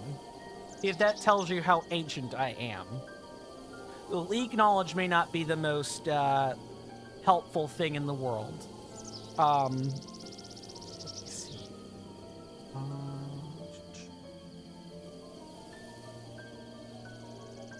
I'm taking a quick look at the fandom page for him.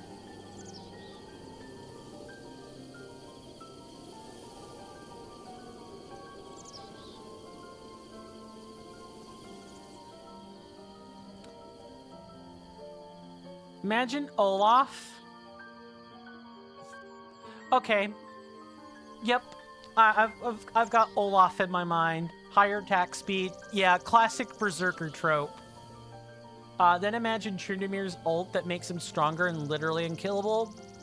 Then imagine he's that, but ranged. Yeah, I found the Google page for it. Yeah, pretty impressive. No gap closer. That's like one of his biggest detractions is that he doesn't really have a gap closer, but... A ranged, unkillable Berserker? What the F did Blizzard think of it? Blizzard is... Sometimes the dev teams at Blizzard are just high and drunk on their own power. They're just high and drunk on their own power. Actually, not that overpowered. He has no lifesteal. That was another thing that was kind of a detraction, is he doesn't really have lifesteal. That's just... There's like one hero that gives lifesteal to allies. I wonder how much it combos. Unsure. Couldn't tell ya. And has no mobility. Yeah, that was something else as well. Nope. Right. I said that when I mentioned no gap closers. I didn't know about the squish part though. That was just me taking a precursory glance at strengths and weaknesses. So that card, the name that I typed in chat that took me like a minute to do so, Endymion, the Mighty Master of Magic, has like 189. It's not characters. It's like 189 words, 189 printed words between the effect it has when it's placed in your spell and trap zone. And the effect when it's placed in a monster zone. They're two separate things. This thing is a novel on a piece of cardboard. Impressive stuff. He has the highest sustained spell in the entire game. Channel for 4 seconds to get 30% max HP. Or with a talent plus 25. Interesting. And that same talent gives him mana if he fully channels it, so he can use it however much he wants. Yeah, that sounds like sounds cracked. I guess you just have to catch him when he can't use it. Alright, my lovely senators and inductees, are you guys ready? Are you ready for level 3? One moment. He deals no damage when on high HP. Yeah, it's a panic button. I get that much. You don't want to use the panic button if you're a berserker. You want to be confident in whatever you're doing.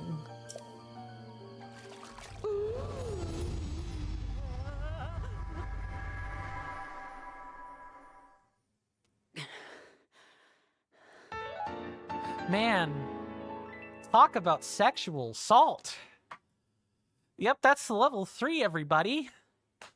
She goes in for a big sloppy kiss. That's what I meant by SA. Did you guys look? You guys might have looked at Link's face. He covered his hands. He covered his hands and like flinched. I don't know of too many people that do that don't think I'm getting sexually assaulted by like a demigod type figure right now.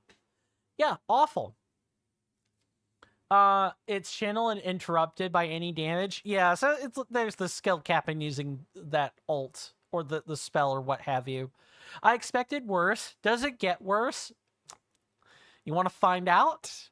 It does get worse, but it gets worse in a way you might not expect, while still being PG and leaving a lot to the imagination at the same time. That's about as much as I can reasonably say without giving it away. Oh. Any other clothing items? Yes, we are going to do this 2 more times. And in the interest of small children, or medium-sized children, I'm going to be skipping that. We don't need to do that again. The most we'll see is her priming in for the and we're denying her this. If a woman came up to me and just started doing that, I'd push her. I'd make sure I wasn't pushing her into oncoming traffic, but I'd get her off me. Because that's SA, that's assault. Yuck. Gross.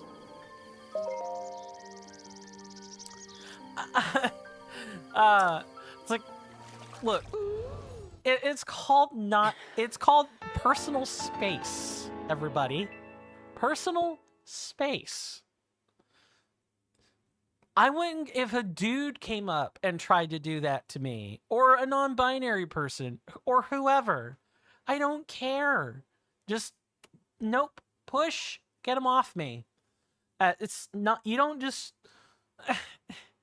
it's like, how do I explain this? I don't have to, but if anyone's ever been to like a Katy Perry concert ever, people might have known this about Katy Perry, but Katy Perry has like zero respect for men's personal space.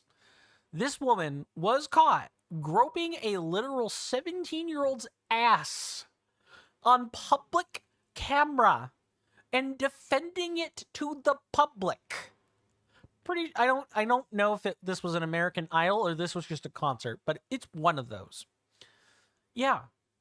And just he straight up told her she was uncomfortable and she leaned in for a kiss afterwards.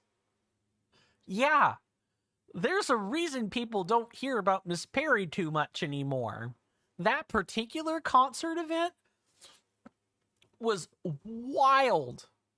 It's like Drake, the rapper Drake, like that level of ick. New ick unlocked. Very gross. Anyway, Zul'jin is one of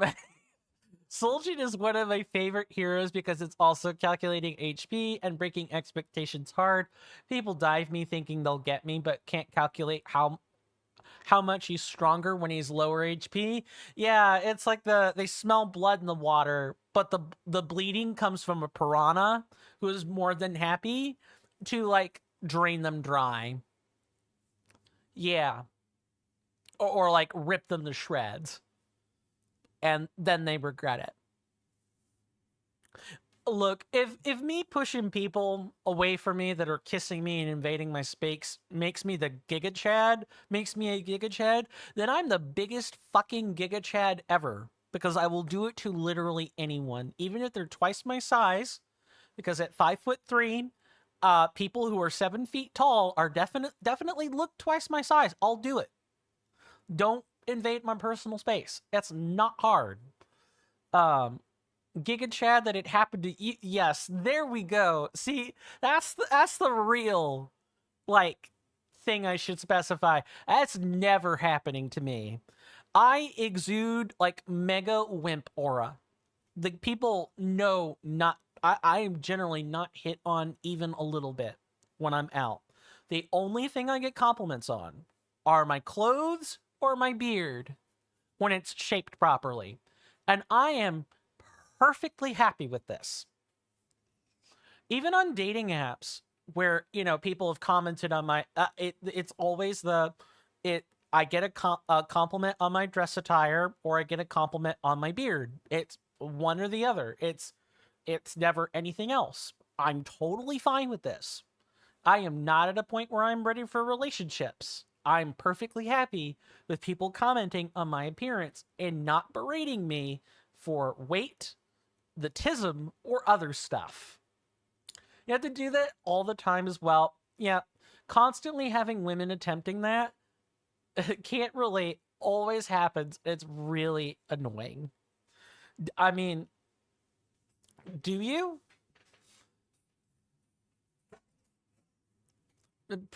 Wait, don't answer that. I realize that's a super dumb question. Don't answer that.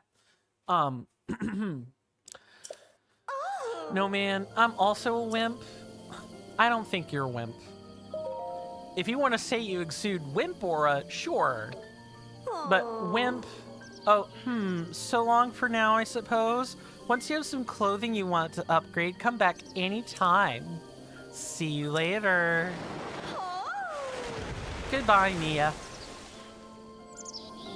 No, thank you. I'm a cool person among autists, but a weirdo amongst non-autists. That's almost well, I shouldn't say that. I'm glad it goes for you in that case, but I feel as though when I've looked at other interactions between autists, it almost always goes something like that, or if you're a level 1 autist, like you're someone who can blend in with the general populace, then you are definitely someone who a lot of autists will gravitate to because you would be considered their role model. I think I might perhaps be making things more complicated. Oh, I'm oversimplifying things. That's what I should really say. But I speak from personal experience as well, where I've had to talk to other autists in real life, and I am, that's like the only other compliment I get. Is like I'm considered the cool person who can rationalize and keep up with everyone else. And I then have to firmly put the compliment down, thank them for it, and tell them, no, I'm just wired that way. I'm like two people, unfortunately. You go between Jeff from Community and, well, the opposite. What's the opposite of Jeff from Community? No, I don't want to bump into that flower. Not yet. We haven't done everything yet. Oh, I guess in response to that particular statement, I was just kind of waxing on about,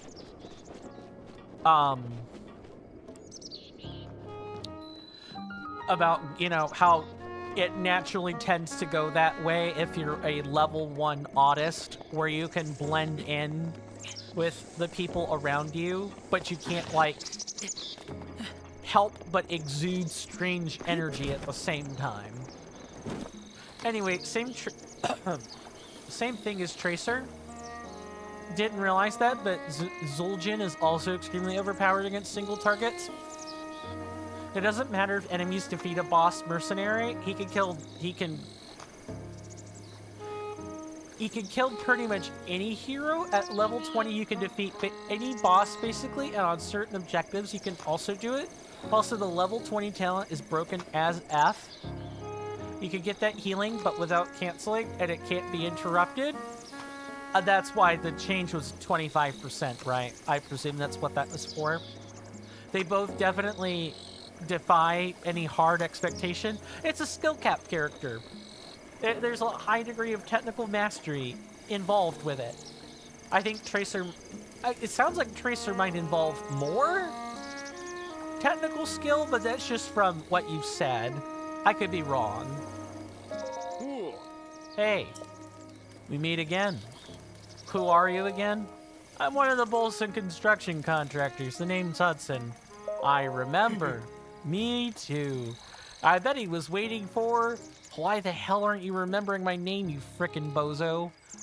The opposite of Jeff is someone who pretty much just likes...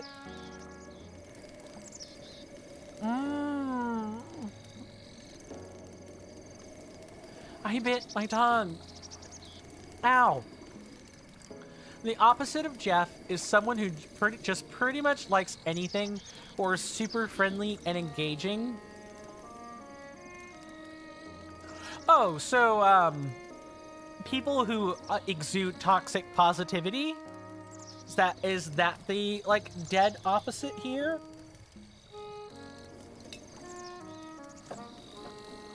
Thorn's aura. Gotta love chewing on your own tongue, man. Anyone else chew on their own tongue by accident? I have done it approximately 500 different times in my life. I don't remember them all, but there were some where I felt like I could taste blood afterwards. I can chew on my tongue pretty hard if I'm not thinking about it. Maybe not toxic, but going from detached, trying to be cool, to friendly and self-defeating, definitely someone who engages in self-deprecating humor. Makes sense. What are you doing, Hudson? Since I've been transferred here, I've decided to build a village from scratch. Every village needs a town, though. I think I'll call it Terry Town. Good idea. However, what's wrong? I built a house to store the village supplies in, but there just isn't enough. Wood. Enough wood.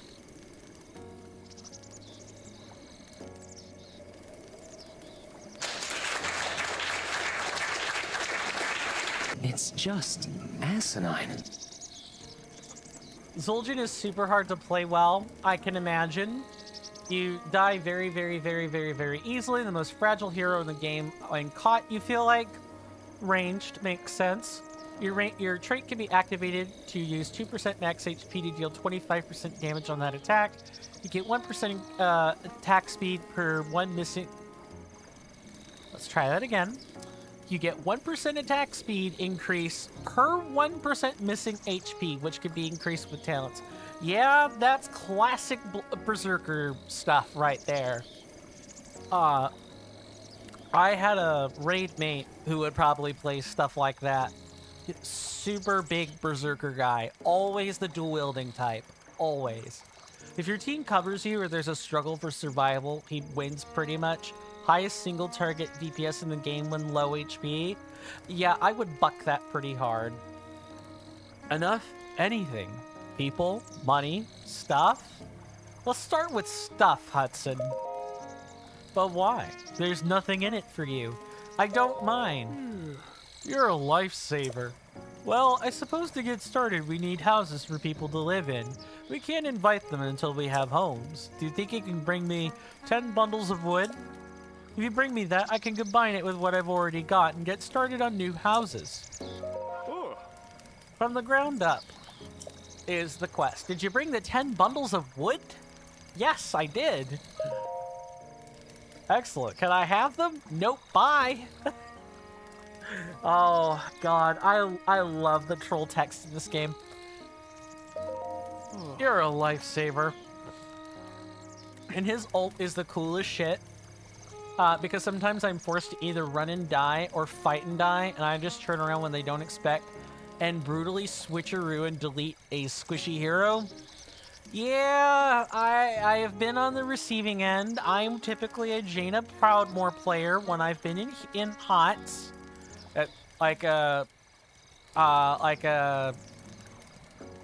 Oh god, what's the name? I'm blanking on the name. Kael'thas. That's the thing. I was always a Kael'thas or a Jaina person. Almost always. Or sometimes a Thrall person. Fuck Kael'thas. Both here and in WoW. Like, F him in all places where he exists ever. Played him a lot. Yeah, about that. When I'm 1 HP with the trait on, he's just so strong, and usually teammates all jump to save me during that time, which is so great. And at level 20, you could just use it at the end and survive too. That is some nuts gameplay. I do remember heroes being pretty. The original voice actor of Kael'thas from Warcraft 3 is Jin's voice actor. Oh, it's not Cam Clark, is it? I have to look this up. Because if it's Cam Clark, well, Cam Clark has a resume. Like, he has one of the resumes as a voice actor of all time. I gotta know.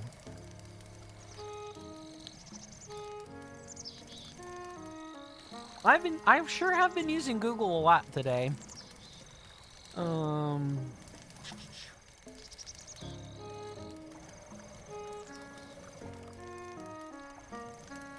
Quentin Flynn. Okay, that's... Yikes. So, this is definitely some personal history that might be worth discussing later, but Quentin Flynn, kind of fell off the face of the earth after the whole, why am I thinking Cam Clark? Why am I thinking that? I might be thinking of generic male Blood Elf voice lines. That's probably it. Because I know Quentin Flynn did not voice the generic Blood Elves. It was very specific. You don't know any of these names? That's totally fair. Let me go back and read some of the comments I missed.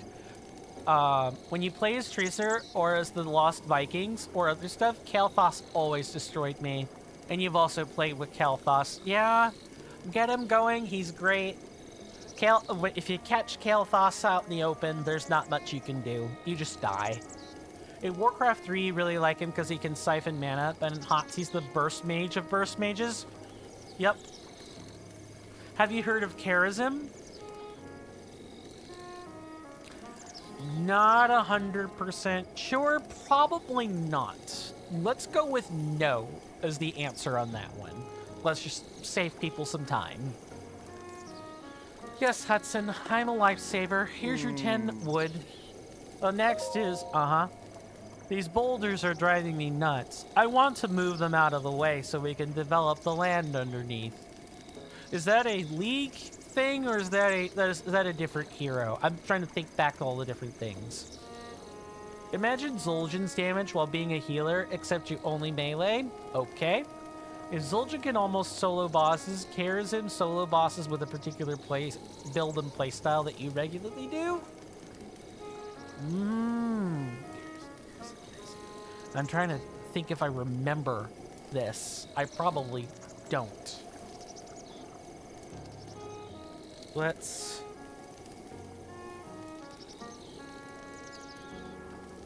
Walmart, Lee Sin.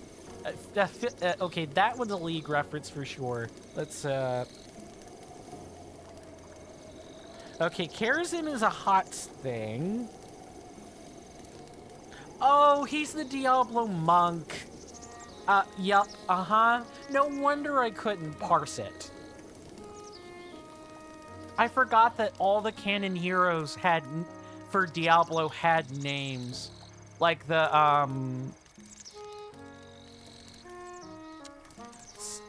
Demon Hunter? I think it's the Demon Hunter. Yeah, the Demon Hunter, like, hot rep. Her name is Vala. That much I do remember.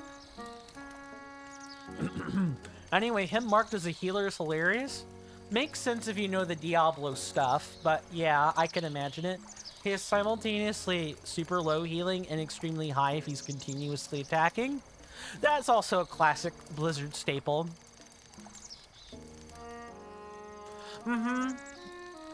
DPS and heal at the same time. Discipline priest. For those who know, you know. He has extraordinarily high damage when he can attack. Yeah, and if he gets poked, absolutely useless. Rock bottom. Like can't do anything or just... He can escape super easily. He feels like a combination of Zul'jin and Tracer. But can do any mercenaries in the game. Understood. It'd really help me if you could find someone with enough brute physical strength to bust them apart. Physical strength? Yeah, if we're talking about brute physical strength, and we are, Goron would be my first choice.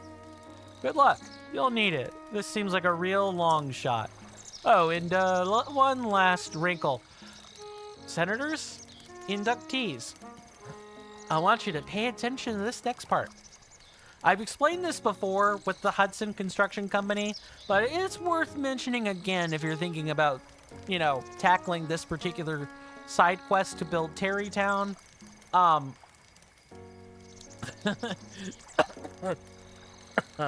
Sorry, choking on my own spit. Gotta go? Very well. Hopefully everything goes smoothly for you while you're gone.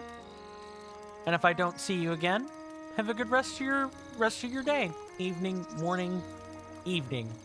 Have a good rest of your evening or night.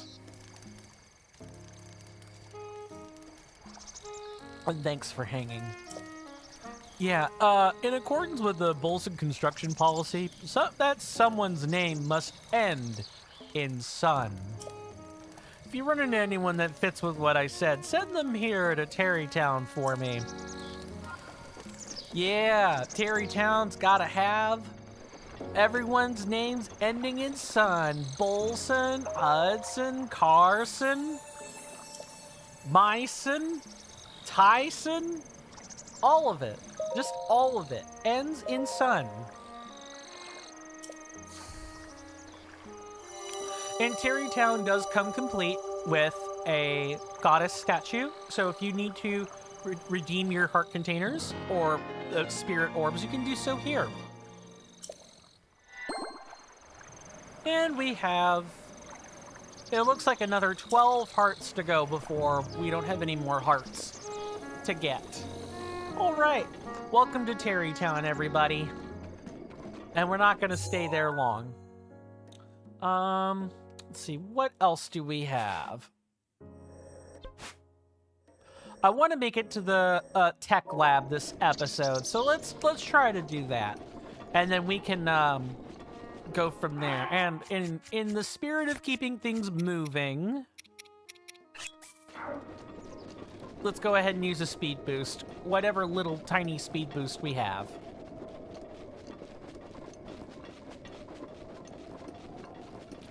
"42 episodes, ladies and gentlemen, and non-binary people. I'm super stoked that we have managed to go this long in the series. I mean, it's about Elden Ring levels of long.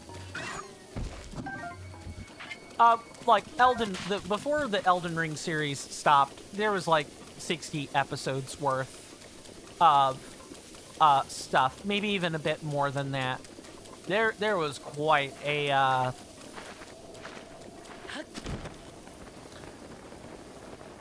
there's been quite the running time on this series. I can't thank everybody enough for, hanging out with me and making this one of the better LPs I've managed to make my entire streaming career. For what that's worth, I'm thankful that the only thing I'm missing is like some of the other people who've come and gone over the years. If I could somehow get Mal back and Vault Tech and a few others, I'd be a happy camper. Is that likely to happen? No. I've been too inconsistent for too long. And, Italy has its own problems as well.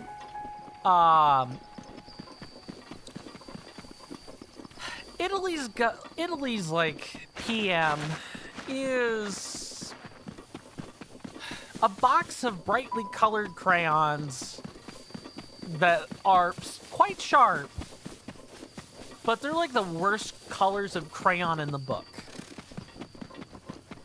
while being like the most vivid of chartreuses and pumices imaginable, like pumice green. Ugh.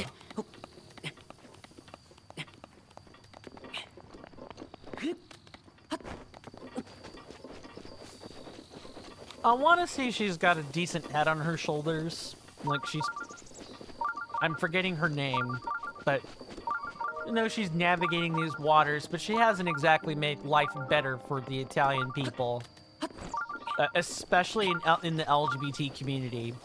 She was like one of the she helped author the anti-surrogacy bill that passed in Italy.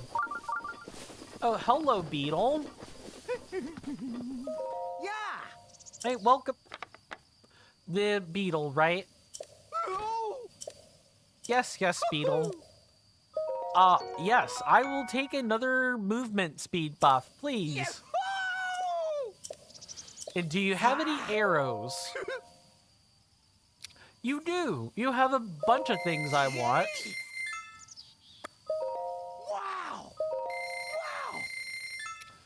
Wow. We're gonna take these radishes. We should probably just take everything that you're offering, even though we've got plenty of swift carrots.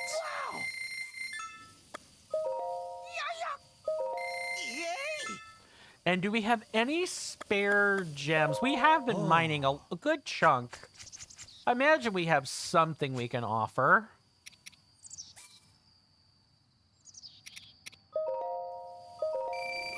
Yeah, we've actually not been getting a tremendous amount of amber, but we have been getting a decent chunk of everything else.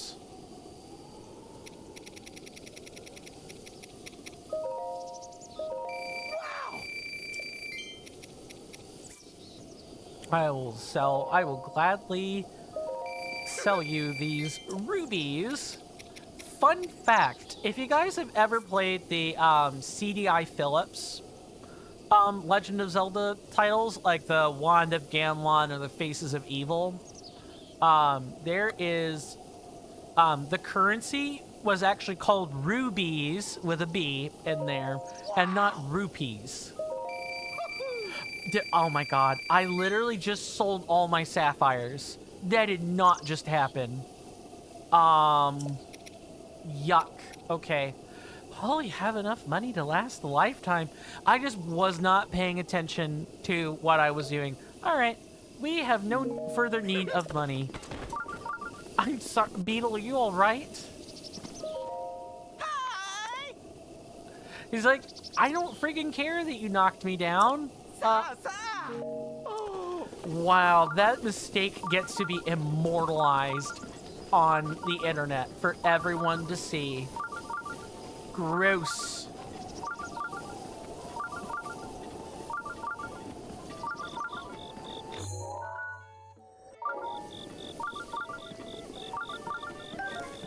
We might as well go a little bit longer, right? Might as well go a bit longer. I'm gonna have to grind up some sapphires.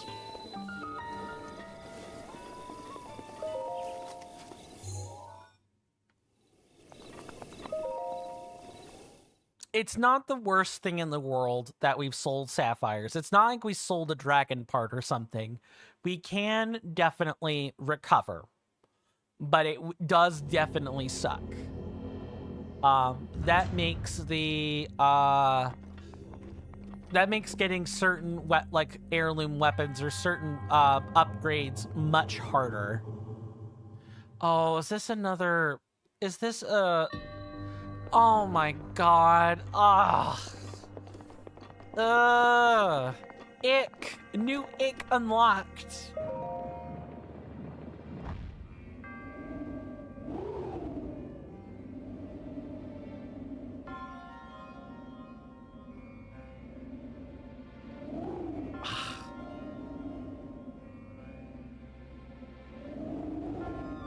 I hate this so much.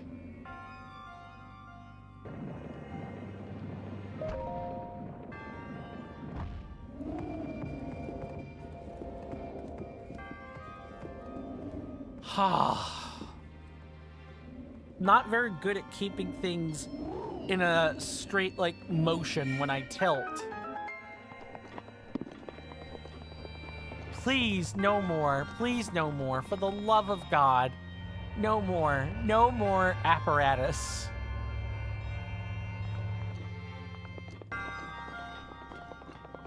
But of course there is. This one room was not enough, was it? There just had to be other things. It's fine. Oh, see, now?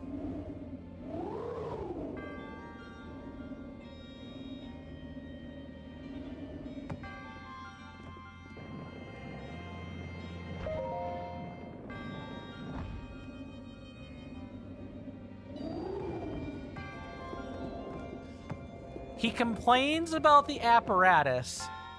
Oh, screw you, game. Screw you. Stop screwing me, game.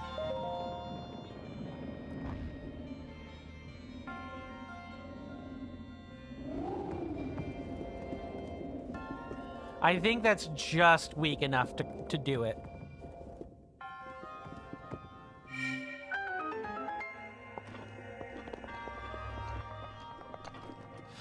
I hate these things. And mainly it's because I'm not very good with the, like, motion controls. I'm fine with other gyroscopes, but there are definitely some things that are problems for me in this series, and that is one of them. This is not conductive, so we're gonna grab this other Frostblade, and we'll have the combo for a long time. Super close. I think that's all of it. Wow, it's been pretty quiet on YouTube today. It's not a bad thing, just it's been quiet.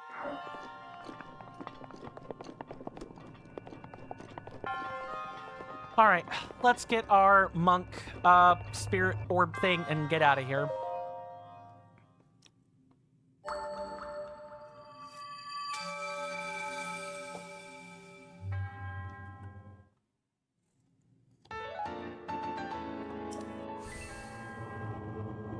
I'm willing to bet there isn't gonna, I hope there's not more of this in Tears of the Kingdom. I sure hope not. Or at least if it's like this, it's like in the mechanisms of fusing things together. We'll see. We'll see. I'm never gonna let... I could reload the game, right? Like, I could do that. And Lord knows I still could do that. But I feel pretty confident that I'm not going to do that.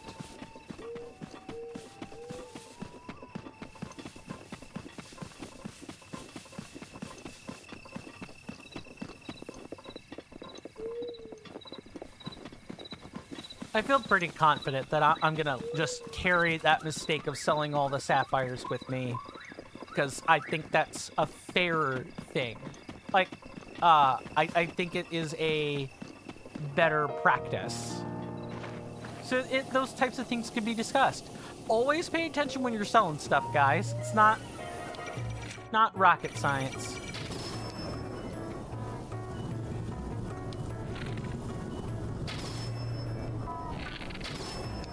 All right, let's have them crash out there.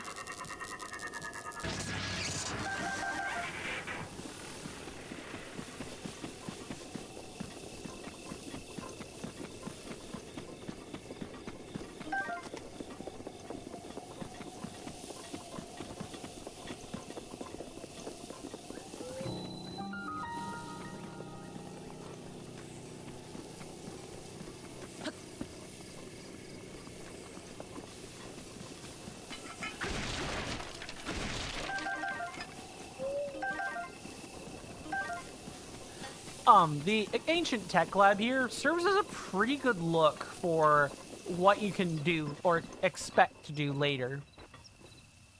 Look, that one there will be heading out from the Ancient Tech Lab to do this maze thing.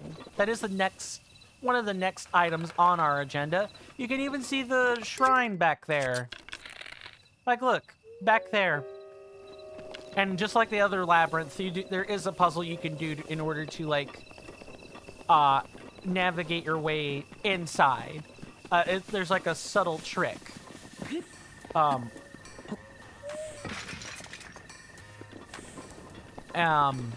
What else? So if you look down south, we should be able to make out the thing like the Wrist Peninsula. There's a shrine puzzle there. If we look out a bit further,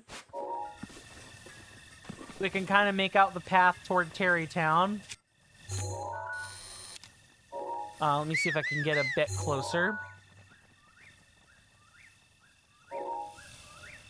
If I can get the right angling, like right out there. There's there's the little islet where Terrytown is, / the peninsula, or cliff that it sits on. And there's the forest where the Great Fairy is. And then over there is the Citadel ruins, like above where Link's head is. There's a ton of stuff you can see just from right here.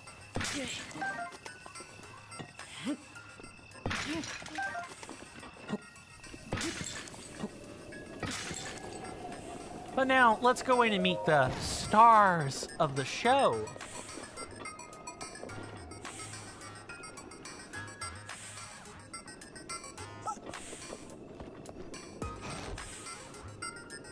Sorry, I was getting jiggy with it.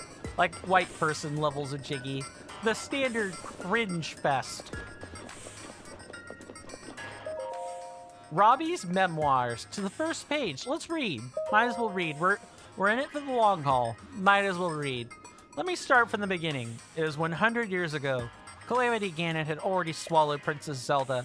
Dr. Pyrrha and I had already taken Link to the Shrine of Resurrection and left him to recover. Dr. Pyrrha and I departed for Kakariko Village where we left Lady Impa. All three of us couldn't stay together, of course. We couldn't risk Calamity Ganon getting all of us in one strike. If that happened, there'd be no one left to deliver Princess Zelda's message to Link. When he recovered and woke up, we had to ensure at least one of us would be able to talk to him. So Dr. Pyrrha and I set out to survive as long as we could. We were lucky. We found large amounts of ancient energy in the Akkala and Akkala regions. We could continue our research, just as we had in Hyrule Castle. We could again set ourselves to finding some way to seal Calamity Ganon away. We decided who would go where in the only fair way. Rock, paper, scissors. I set out for Akkala soon after. I was all set to go to Akkala, but first I decided to go with Dr. Pyrrha to the ancient energy source in Akkala. Actually, that implies I had any choice. Dr. Pyrrha laid on a pretty heavy guilt trip when I suggested her going alone. In a world as dangerous as ours, you seriously asking me to travel alone She's so darn pushy. Anyway, Dr. Pura promised Lady Impa that they'd meet again someday, and then she and I set out from Kakariko Village. But not before loading a cart with the guidance stone Dr. Pura had been using at Hyrule Castle. We traveled for some time, south Pillars of Levia, crossed Lake Ciela, and through Blatchery Plain. Then we came upon Fort Hateno. Link had battled an army of guardians there, and it was where he had been defeated.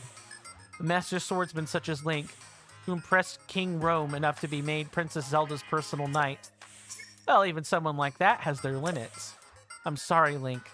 I spent so much of my life researching the Guardians. Even with all my knowledge, I wasn't able to give you the weapons or power you needed to succeed. Those were my thoughts as I looked upon the broken husks of the Guardians strewn around Fort Hateno. Lost in my thoughts, I didn't notice that Dr. Pura had slipped away. I knew Hateno Village wasn't much farther along the road, and that the Calamity had barely touched that area, so I felt safe letting her continue on her own. We parted ways without even saying goodbye, I suppose. Stirring myself back to action, I set out on my own journey back toward Kakariko Village. With Dr. Pura escorted safely to Hateno Village, it was time for me to head to my new home in Akkala. I returned to Kakariko Village to collect the remaining guidance stone, and I immediately set out for Akkala. I made my way through the Lanayru wetlands and headed toward Turnio Trail. I knew that once I crossed the Akkala span, I would officially be in Akkala. The autumn leaves brought some joy to my spirit as I crossed Shadow Pass and then headed north from Ordurek Quarry. Akkala is known for its long stretches of nothing. I set out hoping that would still be the case. I was attacked by a guardian here and there as I went, but remember, I'd spent my life studying them. Dispatching them individually was no challenge at all. In time, I reached the lighthouse in Akkala. What a perfect place to keep an eye on the monsters out there. I unloaded my guidance stone and settled into my new home. And so began my life of solitary research. I knew I had to continue to research the ancient soldier gear for Link. He could wake at any time. I quickly settled on a routine. First, I would carry the blue flame from Tumlia Heights. Next, I would melt the ancient materials, refine the result, and then shape it into the ancient soldier gear. It's difficult to say how much progress I made on my research. The routine demanded so much focus, day after day. But then, I had a clever thought. I realized I could automate the entire refinement process. It took some significant work, but I was able to successfully remodel the guidance stone. Thanks to my effort, it can refine any ancient material, insert it into it, and offer something in return. I named this machine Cherry, after the first girl I ever loved. My research didn't end with the creation of Cherry. Not at all. I realized that if she was able to refine the ancient materials, there was no reason she couldn't also manufacture ancient soldier gear, too. Anyone could make ancient equipment. I also decided that I wanted to be able to give her a voice so she could speak. I was filled with ambition then, but it was no easy tasks to make my dream a reality. Automating the manufacturing process was extremely difficult. It took me decades to figure it out. I'll spare you the details of all the things that went wrong, but I will say it was complex enough that I had to put my desires to remodel Cherry, God. I drink a flavor of soda called Cherry. I should be able to remember this. On the back burner for a while. Days and months came and went, and before I even realized it, I had reached the ripe age of 90. Damn, he is old. I would have been lost in my work even then, but around that time, a young woman named Jaren arrived. She first trained with Dr. Pura, then Lady Impa had sent her to aid me. She quickly proved herself quite capable. She carried the blue flame from Tumlia Heights and even reworked and improved my designs for Cherry. The very fact that she had trekked all the way here from Kakariko Village alone proved she was no ordinary girl. Her intellect, her spirit. In hindsight, is it any surprise that we eventually ended up married at 90? Damn, dude, you can get it. You can get it. Hylian men that are 90 can get it. I just want to say that. If anyone out there is in the dating market at 90 in the real world, God bless and Godspeed. Dating in this scene is awful. I know from reading articles about the stuff. And using dating apps. Also part of the modern dating scene. They're awful.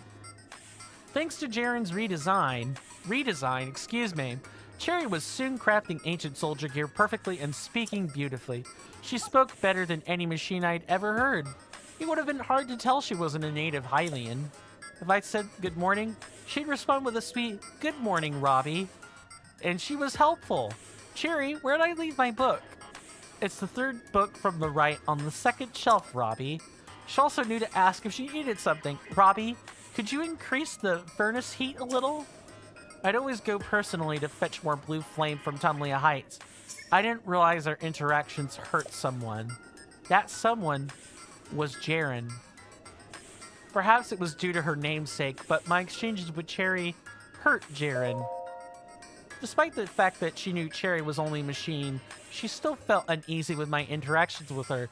Yeah, because you're speaking super ginger with her, and you probably don't do the same with Jaren. She was in tears when she told me. She knew it made little sense, and yet she couldn't help how she felt. I was devastated. I hadn't even realized the pain I was causing. Although Jaren had designed Cherry, she was now being hurt by her own creation. We agreed to restore Cherry to her original mechanical way of speaking. I took it upon myself to make the changes. Smart man. From then on, I was careful not to refer to her as Cherry. Doing so would anger my wife. Instead, I called her Ancient Oven. Sometime later, Jaren gave birth to a baby boy, a beautiful young one who bore all the features of his mother. We decided to name him Grant, and together we passed the time as a happy family at the Akkala Ancient Tech Lab. It was unfortunately only a temporary peace. Princess Zelda did her best to contain Calamity Ganon. Around the time Grant turned 3, a letter from Dr. Pura arrived. It was a shock to receive it. The last time she'd written it was to talk about an assistant from Kakariko Village, whom she felt was useless. She was writing now to let me know she completed research on powering up the runes, like stasis. Hearing this reinvigorated my interest in researching ancient soldier gear. Grant grew fast, and it wasn't long before he towered over me. He loved to carry blue flame from Tumlea Heights, calling it a chance to train his body. I could see the curiosity in his eyes, and so I encouraged him to travel the world and see as much as he could. He'd always been independent, but I was still surprised when the very day I told him to travel, he left. Writing about Grant's training reminds me, a few days before he left, I thought it might be a good idea to have Grant study with Dr. Pura. I wrote to her to ask what she thought of such an idea, and she sent a letter that simply said, "Don't send anyone here." I wonder what happened to her to make her say such a thing.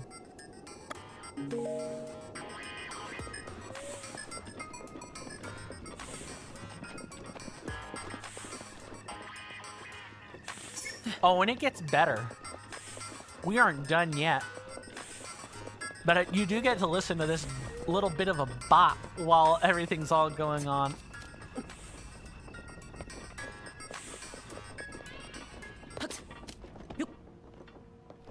And there's a blood moon. You know what? We can witness this.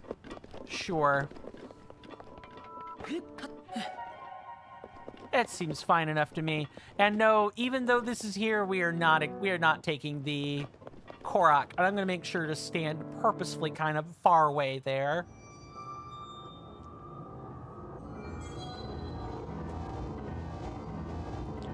And then after that, you know, we'll end the stream for today. We didn't get everything we wanted to done, because as always, I'm quite the chatterbox. But at the very least, we did manage to get most of it done.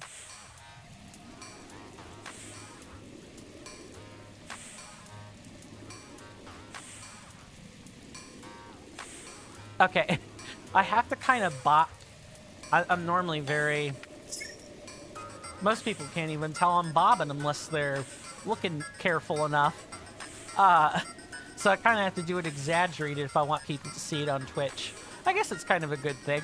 Anyway, we still got 2 pins on our lovely little map to check out. Over there at Skull Lake, and finally the Spring of Power. And here's hoping that somewhere along the way we'll spot Dinral along the canal here, and we can kind of get the scale and then go to the Spring of Power, because it is the last spring. I do want to thank everybody for hanging out with me today. I think I heard the word, I think I jokingly said the word exam or quiz or pay attention, and that caused some people to get skittish, but that's fine. Let's see, I think what we're gonna do is, I'm getting quite hungry, so I'm gonna cut and run. But before I do so, I am in fact going to shout out 2 people in Twitch, so that we can leave Twitch and YouTube at the same time. First off, I don't even know what this is. See if I can't get a little bit of an image. This is being listed by high number, so just gotta find him.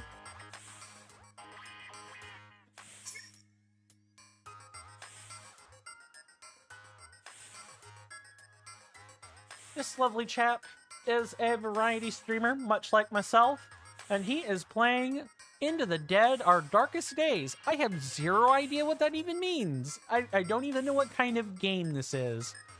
But it does look interesting, to say the least, just based on the little thumbnail I'm getting.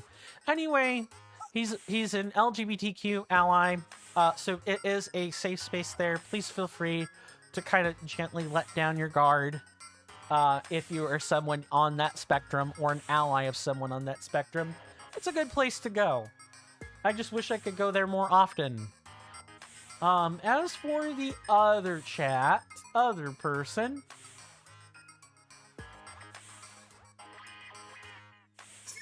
I'm going to shout out my good Twitch associate, Clabus.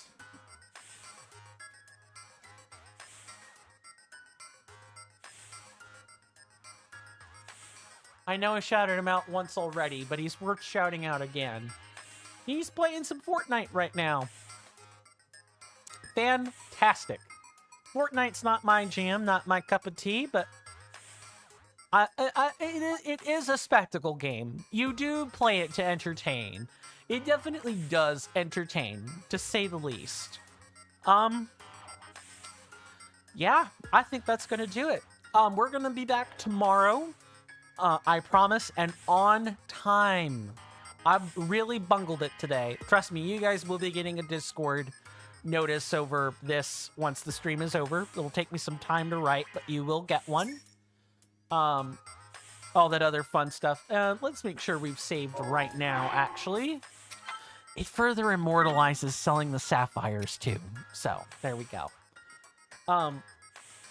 You guys have been awesome, my lovely senators and inductees. Yep, we'll be back Monday. Same time as usual. Thank you so much for being here. My name is Coin. This has been another episode of The Legend of Zelda Breath of the Wild.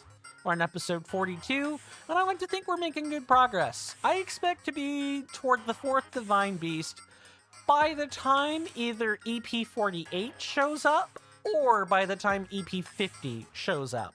One of those two things. Pretty close. We should be in the wasteland by then. So, you guys have been great. My name is Coin. Thank you to all my lovely senators and inductees. You've been awesome. Take care of yourselves. Do stay safe out there. I was sort of forgetting what I said, which is why I was kind of like trying to skirt around it and see if I could remember it. Stay safe. Take care of yourselves. You're welcome in my hallowed halls, whether that be my DMs or my Discord server, which I'm going to put that link here right now.